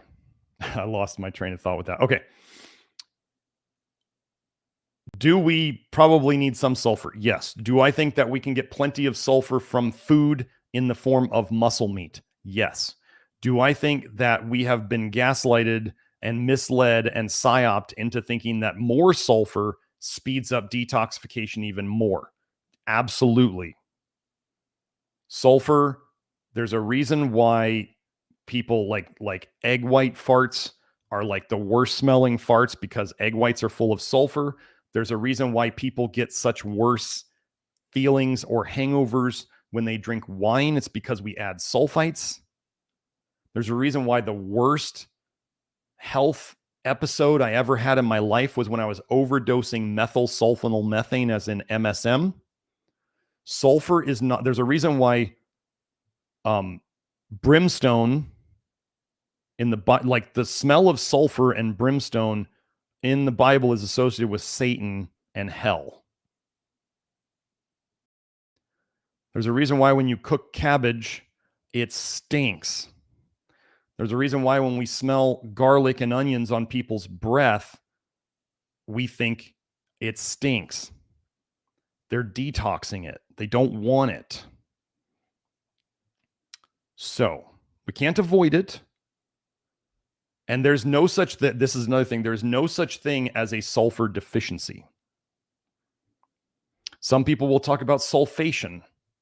Well, I could show you in the research. I'm not going to go do it now, but vitamin A inhibits sulfation. So does glyphosate. Two things that we avoid.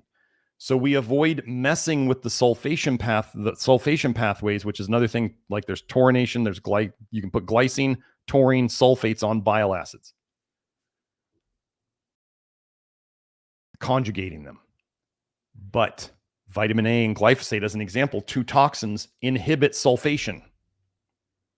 And then some people go, oh, use Epsom salts and absorb sulfate through your skin. No, don't do that. Don't do that. It's amazing how much people in the conventional alternative world, the mainstream alternative world, will talk about sulfur and detox, and they obsess about detox. You'll hear me talk about detox, but I'm just saying stop putting in the freaking toxins. And your body does most of the detox itself, and other people are trying to take herbs to speed up their detox or take high doses of this. Like people will say probably vitamin C helps you detox. Absolutely not. I could show you in the research that it slows everything down. Slow down ALDH, you slow down your bile production. You slow down your bile production, you're not detoxing very well. And you're going to cause yourself cholestasis, toxic leaky bile. So there is no such thing as sulfur deficiency. Just eat your muscle meat. Sulfur does slow down ALDH. I've shown that multiple times. Sulfur slows down the most important detox pathway in the body. So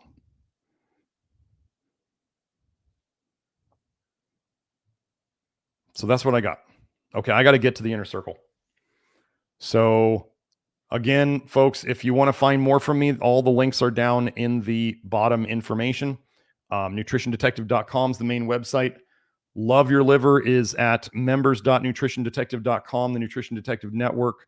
For those of you who are, we do have a supplement, a really cool supplement announcement to make. Hopefully we're going to do it on Monday. So that should be coming out. And then, yeah, have a great week. Hope you understand more about adrenal fatigue and how it's all the same stuff that we're dealing with. The biggest thing you can do to help your energy right off the bat is work on your potassium. We have like 6 or 7 articles in the Love Your Liver program.